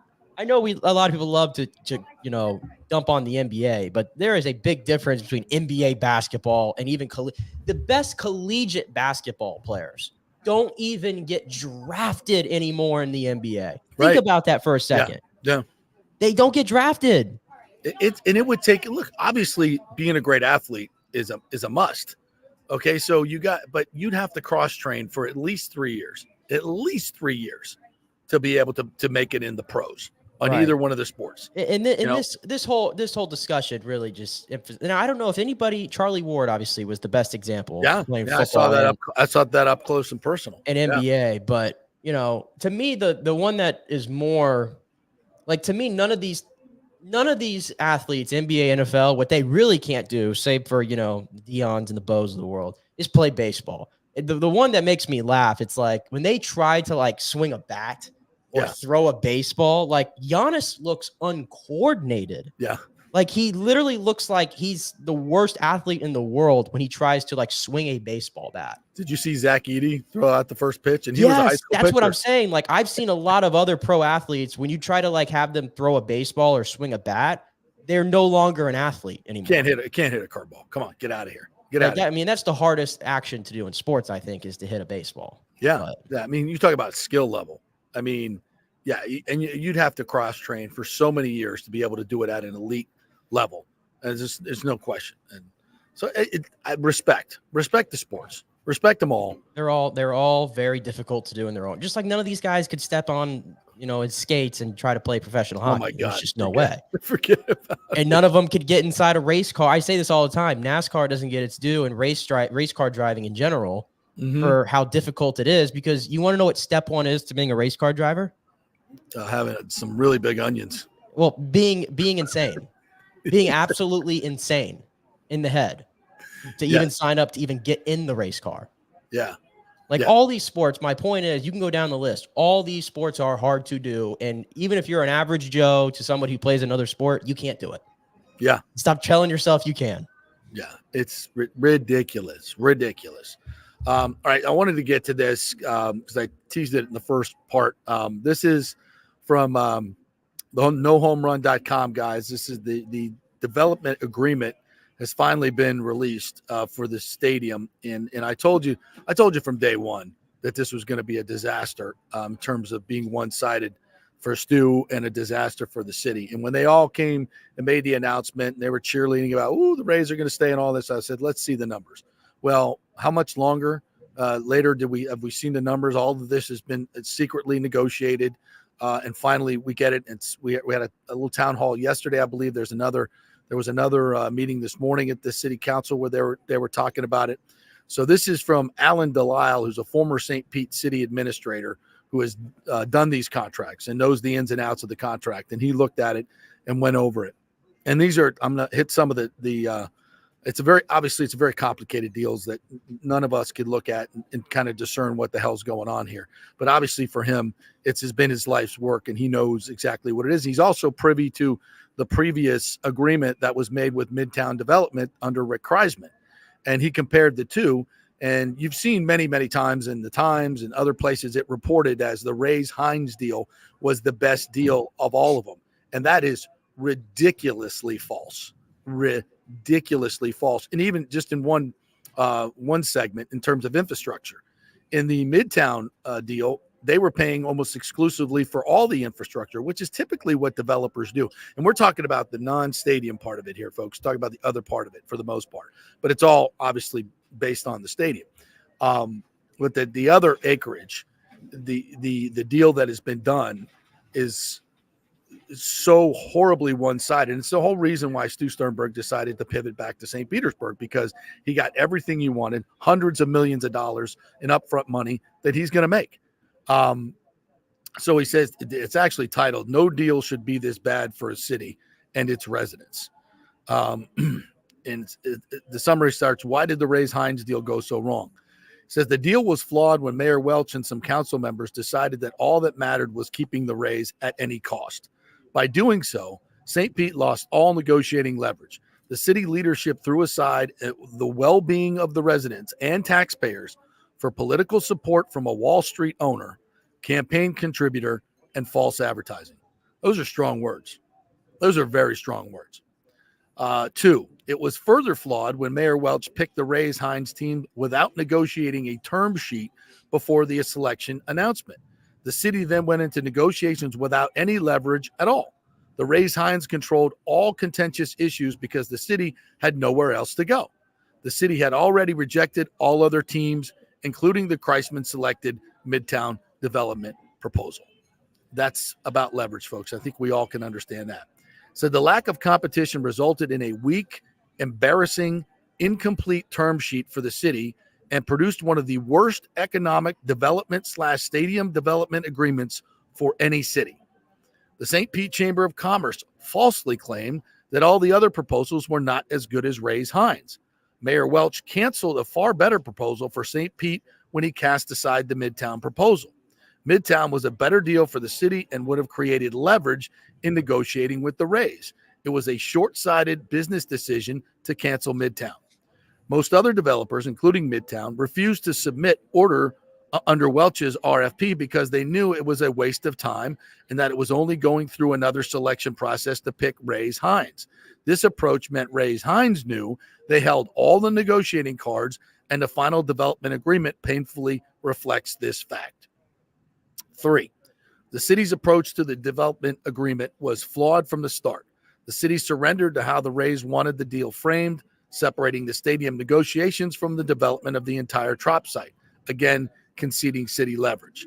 If the Rays wanted the stadium early, which of course they did, then the city should have demanded that the rest of the site be implemented within a similar time frame as the stadium and at the developer's expense, like it was in Atlanta and San Diego, especially for early non-stadium development phases of the project. Instead, the city got nothing concrete in return, another flawed business decision. And I'll do this last one here. If the city tied performance of the stadium to the performance of supporting development, the argument that future property taxes would pay city costs would have been much more credible. The chamber cites that the economic impact study done for the Reyes-Hines project was the strongest of all proposals. This claim is also false. The city completed the economic impact study on the Reyes-Hines proposal, assuming full build-out, not based on the project or as reflected in the final DA. The only that only requires weak, flimsy minimum development requirements. The city not explaining this timing is disingenuous. The chamber ignoring this fact is a poor business practice. So in one of the biggest things that the city is claiming that 7% growth, which is really not even close to what's predicted, and that's based on a full build out where the agreement doesn't even compel them to build it out until 30 years, and only 33% done in the first 10 years, 66% done in the first 20 years. So all these taxes that they say they're going to recoup from day one, nothing is compelled to be built. So I know this gets into a lot of the weeds, but I say if you're interested at all, you should read this and understand that this deal is horrific for St. Petersburg.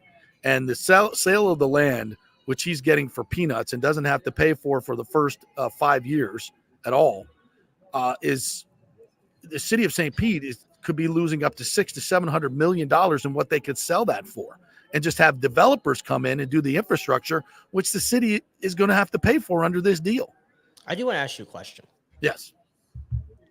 So I don't know what the chances are they can like rework this deal, like the payout Zero, structure of it and everything, because Stu won't agree to any changes. Well, I'm bringing up a hypothetical here. Okay. If by some reason it was reworked, and how you've been saying, and some of these other groups have been saying, it's not a good deal for the city, right?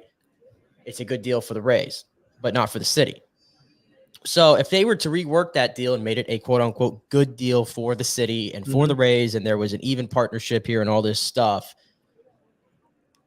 obviously we would have loved to have seen the stadium in Tampa. I think it had the most potential there. But if they reworked it to where it became a good deal, would you be more receptive to the whole idea in general? Because like, I don't know how the long-term power, because we agree that the whole layout looks beautiful and fantastic and everything. It does. And we would like to think that there would be an initial wave of people that would come to the games. Whether that has staying power, nobody has the answer to that. But would you be more receptive to it if the deal had a different framework to it, and that was the location after all? No, because the location is a disaster, and that's so the biggest. So the whole location is a thing. Look, this is all more fuel on the fire of why we shouldn't do this. And from a baseball standpoint, and for all the baseball fans are like, JP, shut the hell up. Just get the thing done so the Rays stay. That is a false narrative, because I'm here to tell you, if they build this thing, first of all, in the agreement, none of the other stuff is compelled to be built, and all this stuff about affordable housing, I could go into the weeds on that. None of it is compelled to be done, and if the part that is, the penalties for not doing it is so small that it doesn't even matter. And that's a point that he makes in there. So it's location. It's bad for baseball. If they build this and nobody comes to the games for 10 years, or 8 years, and they're not compelled by this agreement to stay. They're not like the old agreement. As far as I know, and as far as Alan Delisle knows. So they're not even compelled to stay. So Stu could get this done, take all the money from the real estate development, and if nobody shows up at the park, then everybody's going to see Tampa never works. We even built a new stadium. We did all this stuff, but you're doing it the wrong way. It's still Miami. You're still making the same mistakes that they did in Miami. Why are we doing this? I'm just saying it's a bad deal, and they shouldn't vote it down because then it forces them to move back to Tampa where it should be anyway. Yeah.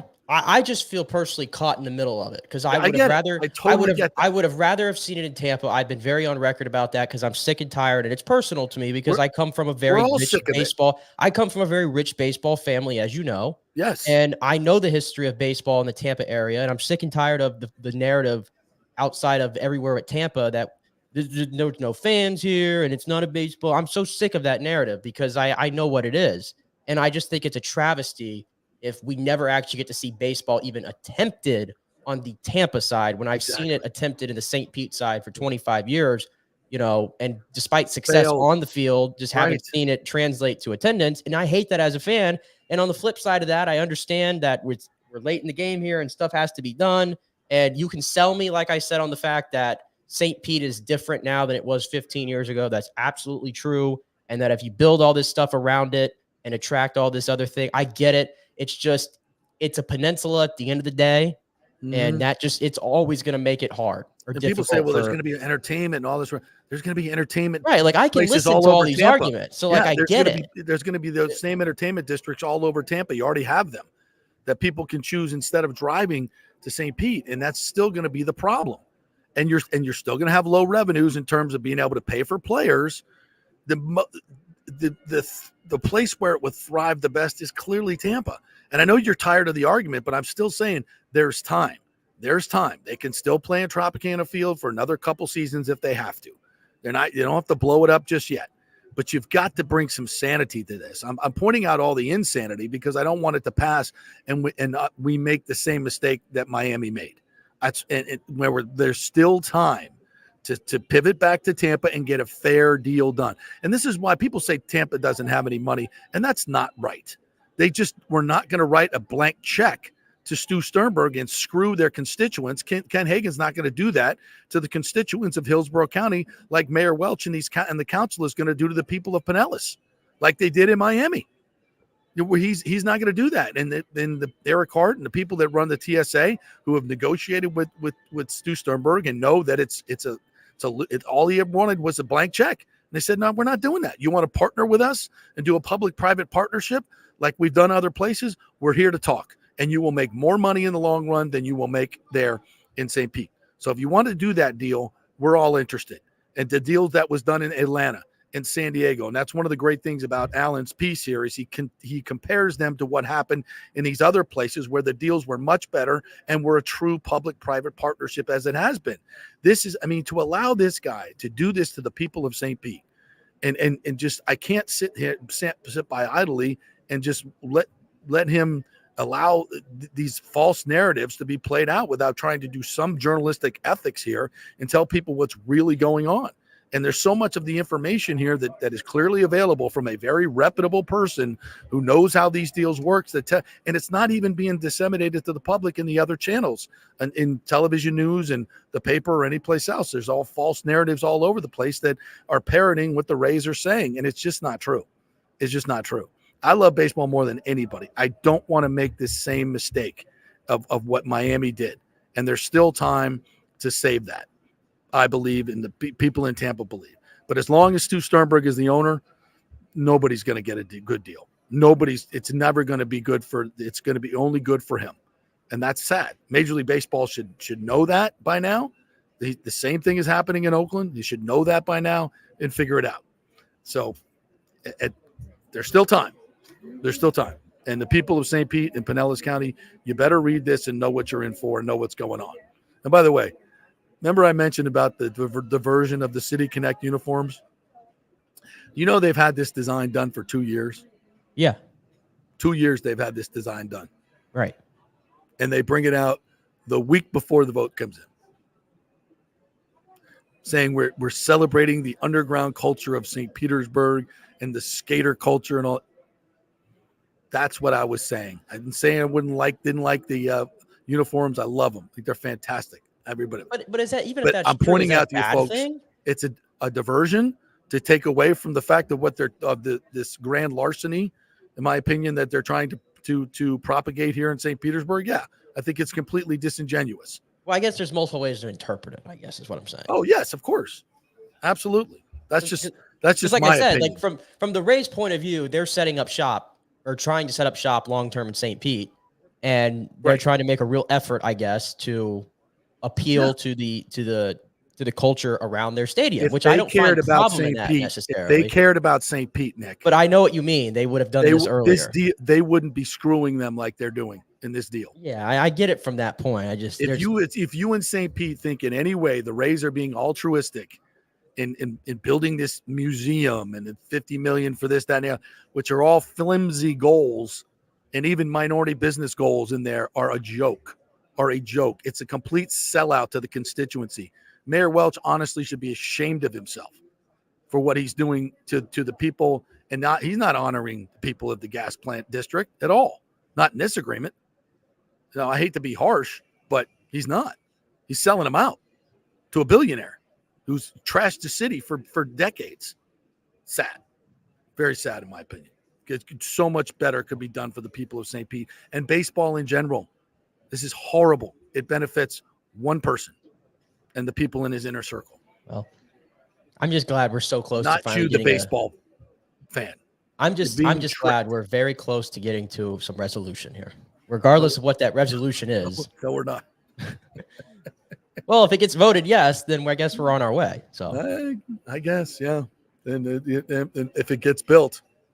I was gonna say, like, if it gets voted yes, has everything else been agreed to? Finances, like we're ready to roll, right? I think there's a few votes. I think I read there were like 4 or 5 votes. The voted county yes, commission has to vote it. Yeah.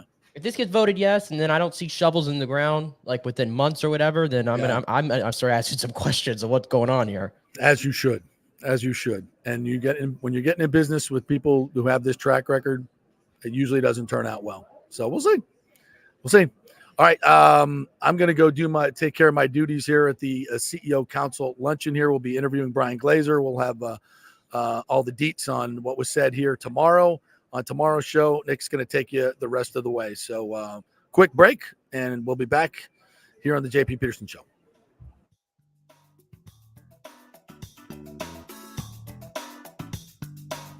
JP here for the Jeeves Law Group and my man, Scott Jeeves. If you're going to hire an attorney, do you want some guy looking for a quick settlement and a quick buck, or do you want an attorney with some chops? Scott is a board-certified civil trial lawyer and a certified circuit court mediator. Been practicing in the Tampa Bay area for over 30 years. He is a peer-reviewed AV preeminent rated civil trial lawyer. They just don't hand out those classifications. He's been the lead class action counsel on many complex consumer protection cases and has handled hundreds of serious personal injury cases. He's dedicated his career to protecting injured victims and is committed to vigorously representing you. We're local, we're trusted, and we get results. Personal injury and personal attention. Call for a free case evaluation. That's 888-9-JEEVES. That's 888-9-JEEVES. The Jeeves Law Group. JP here for the Geddes Gordon Real Estate Group and our good friend Jane Geddes. Folks, simply put, there is nobody like Jane. Jane is a former LPGA two-time major championship winner. She was also vice president of talent relations at WWE.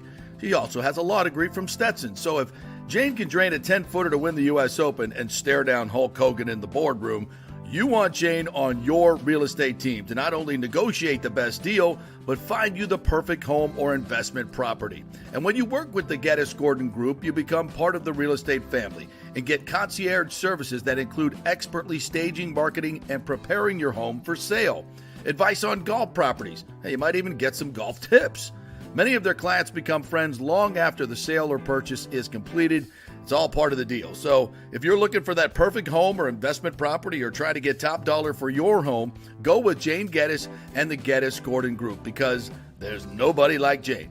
Call 813-485-6808 or go to GeddesGordon.kw.com. That's GEDDES Gordon.kw.com or call 813-485-6808. Everyone knows Italiano Insurance is your go-to for home insurance, but they also have an amazing team that focuses on business insurance. Yes, your business is most likely your biggest asset, so make sure you have the right coverage at the most competitive price. And if you started a side hustle recently, don't forget you need business insurance, because if you get sued in this over-litigious society we live in, you could lose all your personal wealth. So get that business insurance. And for the best customer service, always choose Italiano. My representative, Charity, is amazing. I called her late on a Friday because my insurance was going to lapse. She stayed late until the job was done. You just don't find that anymore. Give them a call, 813-877-7799. That's 813-877-7799. Italiano Insurance. Let's go. Right now, back to the show on FanStream Sports. All right, welcome back to the JP Peterson Show here on a Thursday. I'm going to take us home for the last 20 minutes or so as JP's off to MC the CEO Council there, and he's going to talk to Buccaneers owner Brian Glazer as well, an interview that he's going to bring to you guys next week, hopefully. So that should be good. So if you were listening to the last segment, we talked a little bit about the race, the stadium gas plant vote that's taking place. Or I know they're meeting today. I'm not sure if the vote's happening exactly today, but we didn't get much into the game last night. So the Rays lose 4-1, and that officially stops the end of the winning streak. Wearing the City Connect uniforms, which I had to take off the hat. And go back to the Devil Ray, just as I'm sure the Rays will do tomorrow. They're going to wear the Devil Ray jerseys, I'm assuming, for the Friday night game. But the City Connect was a good run. And listen, it's just a uniform. Yes, it's just a uniform. And I know a lot of people aren't into the whole uniform stuff and everything. I'm young, so I love them a lot. But can I point to something that saved the Rays season almost? And if that's possible in, May for a season that needs saving, because it's still early. We got a lot of baseball to play. But the reality is the Rays just look so lifeless. They were 14-18. They were, just got swept by the Chicago White Sox, one of the worst teams assembled on paper in the history of baseball, who, by the way, have 44% of their wins this year against the Rays. They have 9 wins, and 4 of them have come against the Rays, which is just crazy. But the Rays had gotten swept by them. Then they go to Milwaukee, first place team, lose 2 out of 3. And in the one game they won, it was 1-0. They had the whole fight and everything. And in the middle of that week, or in the beginning of that week, rather, they unveiled the City Connect, and it looked cool. They finally come home. And I go back to this word because I feel like it's so important in sports, and that's energy. I think, good energy, good vibes and everything. And the Rays just didn't have that for the first month of the season. They just did not. And it showed. They had no energy. And in particular, one of their best players that, they go as he goes in many ways is Randy Arozarena. And I'm not shocked in one bit that the game that the Rays debuted these jerseys and this Sky Ray logo, that Randy Arozarena's bat comes alive. Like, to me, that's so on brand. He's so much, about the good energy and the good vibes, and you saw it on his face. There's a great photo I saw on Twitter yesterday. It was Randy in the dugout against Milwaukee when they were getting their butts kicked. I think it was right after the fight, maybe. And he just has his arms he's just sitting in the dugout, and he's got this like look on his face like he's so just, out of it kind of. And then fast forward 7 days later at the Trop, and he's doing his Randy pose out on the base path, and he's smiling and everything. Like, that's the Randy Arozarena that we love. And that's the Randy Arozarena this team needs, quite frankly. They don't have a lot of guys in this lineup as currently constructed that are going to be big boppers. I mean, they got a lot of guys who are picking up a lot of singles, but they need guys more who can hit, doubles and extra base hits and home runs. That's where the Rays rank in the bottom half of the league right now, which is way different than what we saw from this team last year, when for the first 3 months of the season, they hardly ever went cold as a lineup. But so I think what you're seeing right now is Randy's bat is starting to come around. I've seen some signs that Yandy is too. Isaac Paredes, we haven't talked much about him, I feel like, and I think it's because he's just been such the steady presence, and Isaac now is hitting over 300 with the 8 home runs, 20 RBIs, I believe it is. So he's just had a great start to the season. The new guys who have come in, Palacios, Caballero, Rortvet, Ahmed Rosario. I mean, those guys were pretty much leading you throughout the way in April, which was a nice surprise. So now you kind of look at their lineup, and Josh Lowe's back. Josh Lowe's back. And remember what we were saying. The Rays needed to stay around 500. Just try to play 500 baseball until they could start to get some of these reinforcements in. And where do they sit right now? Just right at 500. And at some point, it's like, it doesn't matter how they got there. They got there. They're at 500, and here come the reinforcements. Josh Lowe's back in that lineup. He's going to make a difference. He's going to make a difference. He had a great season last year. There's more meat on the bone, in my opinion. There's more potential there. I see future all-star in Josh Lowe. So he's going to make a difference. I don't know if you can count on him, but Brandon Lau hit a grand slam last night in AAA. He probably is, a week away potentially from returning to this lineup, and you just kind of hope that you catch him in a hot streak, right? Before he goes back to the cold streak, and hopefully not another injury. Can't really count on him, but for what it's worth, he's going to come back into this lineup. So when you look at it, where exactly are the weak links? Like, the Rays, to me, are going to have some tough decisions to make in that lineup because of the new guys who came in, Rortvet, Palacios, Caballero, Ahmed Rosario. Like, I don't know if those guys necessarily came in. DeLuca as well. How could I not mention Johnny DeLuca? Changed the team so far. I don't know if those guys all came in and were supposed to be like everyday players, but they've all played like they should be everyday players. And so now what you've created is you have a lot of competition in this team right now and in this lineup to get playing time. And the more they had lefties, obviously they could play more with the matchups. I mean, the Rays had to use so many right-handed lineups all year long, and that was hurting them. But even a guy like Harold Ramirez, who I thought was a little indispensable, Harold Ramirez doesn't really give you any power. He's never been the biggest, high velocity or high contact guy in regards to velocity off the bat and everything like that. And he was struggling this year, but now Harold's turned it around. All of a sudden, the average is hovering around 300 and everything. Again, not hitting any power, but I think Harold showed a lot this year in regards to he's beat out at least like 5 or 6 ground balls. He's always hustling his butt off and everything. And so even a guy like that I said, okay, well, Harold probably needs to sit down or they could trade him, whatever. Now he's picked up his game. So I think the Rays have a good problem now, and that this offense is going to get better. And you saw, shades of that taking place over the last 6 games, save for what happened last night when they got shut down by Chris Flexen. But they have a good problem now.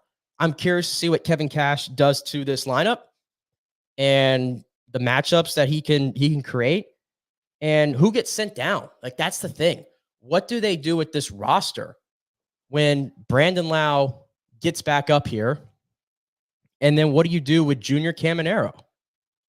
Like, and it's not exactly the easiest thing because Jose Siri, for example, I know a lot of people are going to say, well, just send Siri down. Well, he doesn't have any options. You can't send Jose Siri down. You can't do that. And I do think it's clear that Jose Siri has probably lost his starting gig based on the way that Johnny DeLuca has come in and just basically taken it from him. Johnny DeLuca has been fantastic. So you can't send Jose Siri down. So Austin Shenton is probably going to be the guy that goes down right away when Brandon Lau gets up here. But other than, barring some injuries, and cross your fingers on that doesn't happen, it's like, who are they going to bring Junior Caminero up for? What are they going to do? Not the worst problem to have. But again, a lot of this is going to dictate if these guys continue to hit well, of course, and if they start winning some games, because they do sit right now 19-19. As I had mentioned, they're still 4th place in the NL East, or the AL East rather, And this is a big series now against the Yankees, who are tied with the Orioles for first place. And by the way, New York's won 5 games in a row. So they're playing really good baseball right now. And the Rays have a lot of games coming up with their division. You look at the schedule, they've got New York for 3, and then they're going to be in a stretch here where they don't have another day off. This is the day off here on the 9th. They don't have another day off until the 23rd. So this is a big stretch. They have 3 at home against New York, and then they got to go to Fenway, 4 against Boston, and then 3 against Toronto on the road. And Toronto is just a mess right now. They're a mess. They're in last place at 17-20. Boston is a half game ahead of the Rays. So if the Rays are going to, fight their way back into this division hunt, this next stretch of games right here, the 10th through the 22nd with no days off, is going to be pretty big. But even in the wild card hunt, they're 3 games out. The AL is much improved. There's a lot of teams, like the AL Central has come to play finally this year, and has teams that are competing for wild card spots finally. So I pretty much knew that it was going to be tougher sledding. So the time's now for the Rays to get going. And I think we've seen some positive signs that this team's waking up. And the other thing that I was going to mention about the Rays too, and Topkin wrote this article yesterday for the Tampa Bay Times. And the other thing we talked about this team is leadership and the need to probably go out and get a veteran leader in the clubhouse, because, all the great teams have it. And I did like the Rays have kind of lacked that really in recent years. Like they've been missing like that veteran leader. Like they have veterans like, Yandy and Brandon Lau, but they lead in a different way and they're more quiet and everything. And I found this interesting, this little note that he wrote in the article. Cool story here from Shawn Armstrong when he was pitching against the Mets over the weekend. He was struggling to retire the last batter here in the 8th inning. He had thrown more than 30 pitches in 2 innings on Sunday, trying to keep the Rays within a run of the Mets. And he was facing Starling Marte, and Francisco Lindor was on deck, and the bases loaded were in the 8th. It was a pivotal moment in that game. And he felt like he was almost out of gas just about. And then he heard Richie Palacios of all people, who's been the acquisition next to Caballero, has been the acquisition of the year for the Rays. He's just stepped up in such a big way. And playing second base, which I didn't know he had that in him, to be honest, to play second base, but it's been a big help. Playing in his 28th game with the Rays, and he's offering words of encouragement to Shawn Armstrong at second base, and was saying, "Let's go, Army. We effing got you. We believe in you." And Shawn Armstrong said to hear him yelling at him like that in a bases loaded situation, it fired him up. It was exhausting facing that last guy with the workload that I'd had, but hearing that behind me, it's like, that's sick. For a young guy I've only played with this year, it kind of got me in my feels a little bit. I was like, hell yeah, that's dope. And I love that. I mean, that's the kind of the stuff that we've been asking for, is for somebody to emerge as a leader. And I didn't have it on my bingo board for it to be Richie Palacios in his 28th game, but I love that kind of stuff. I love that. And that goes back to what I started with, that energy, just getting that good energy with this team, and them addressing about playing with low energy and having a clubhouse that's lively. There's so many times you see the Rays dugout during the games in the early part of the season. It's like they don't even know each other. That's kind of what it was like we were watching. And it's just been different. And now the product on the field has been different. And even the other thing that got Randy going, I thought was interesting last week after the fight. Randy didn't speak to the media for the whole month that he was struggling. He didn't want to speak to the media. And that's fine. But he didn't want to speak to the media.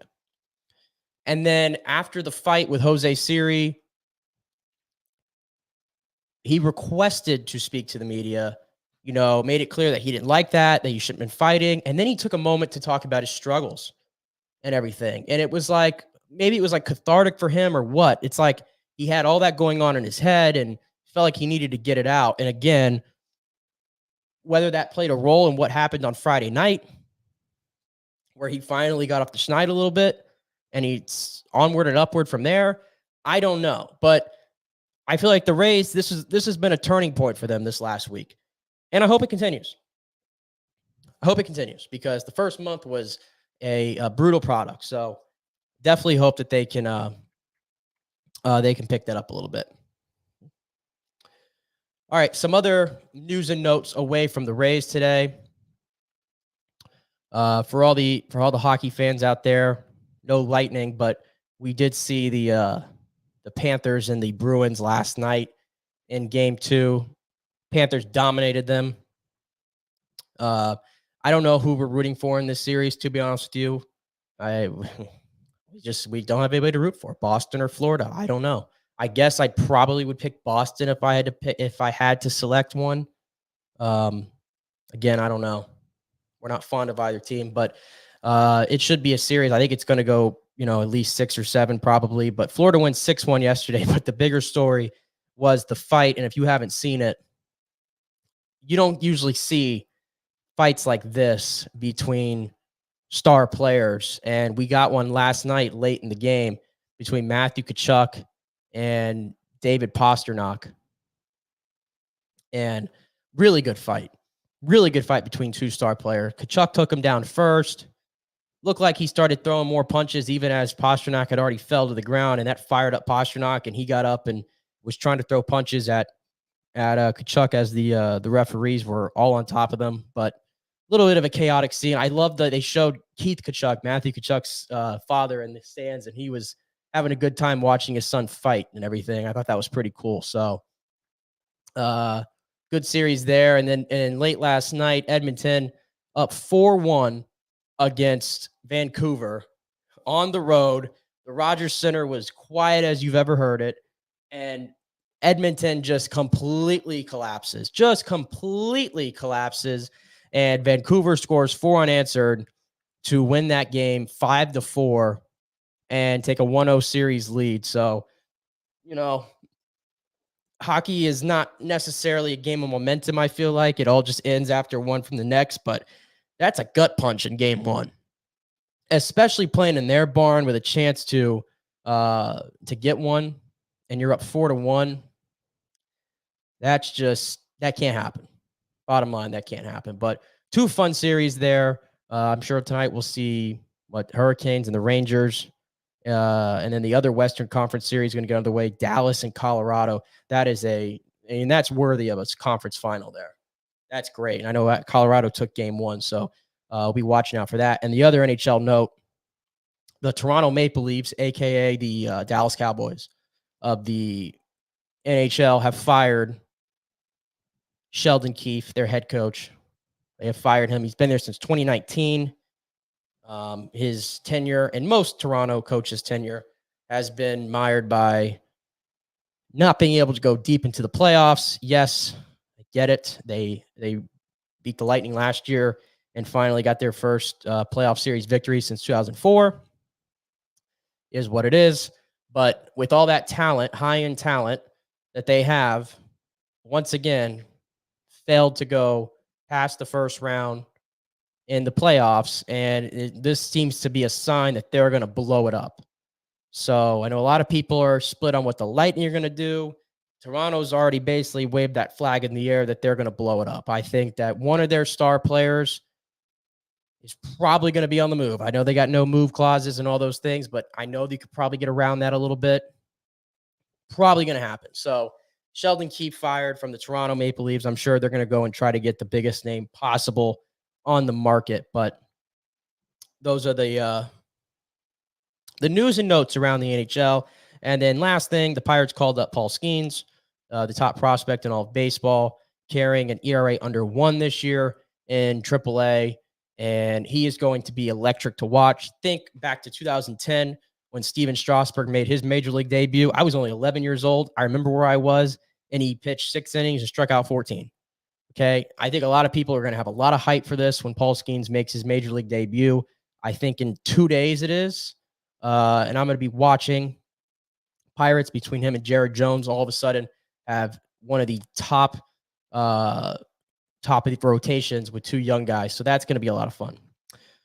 All right, that'll do it for us here on a Thursday. If you missed the beginning of the show, JP was with us here for the first about hour and 40 minutes or so. And he's going to get that interview up with Brian Glazer for y'all next week. And he'll be on here tomorrow as well with Tim. Doug Wechter from Valley Sports Rays will join him. So I will see y'all on Monday. Have a good rest of your day. Have a good Friday and have a good weekend. And I'll see you then.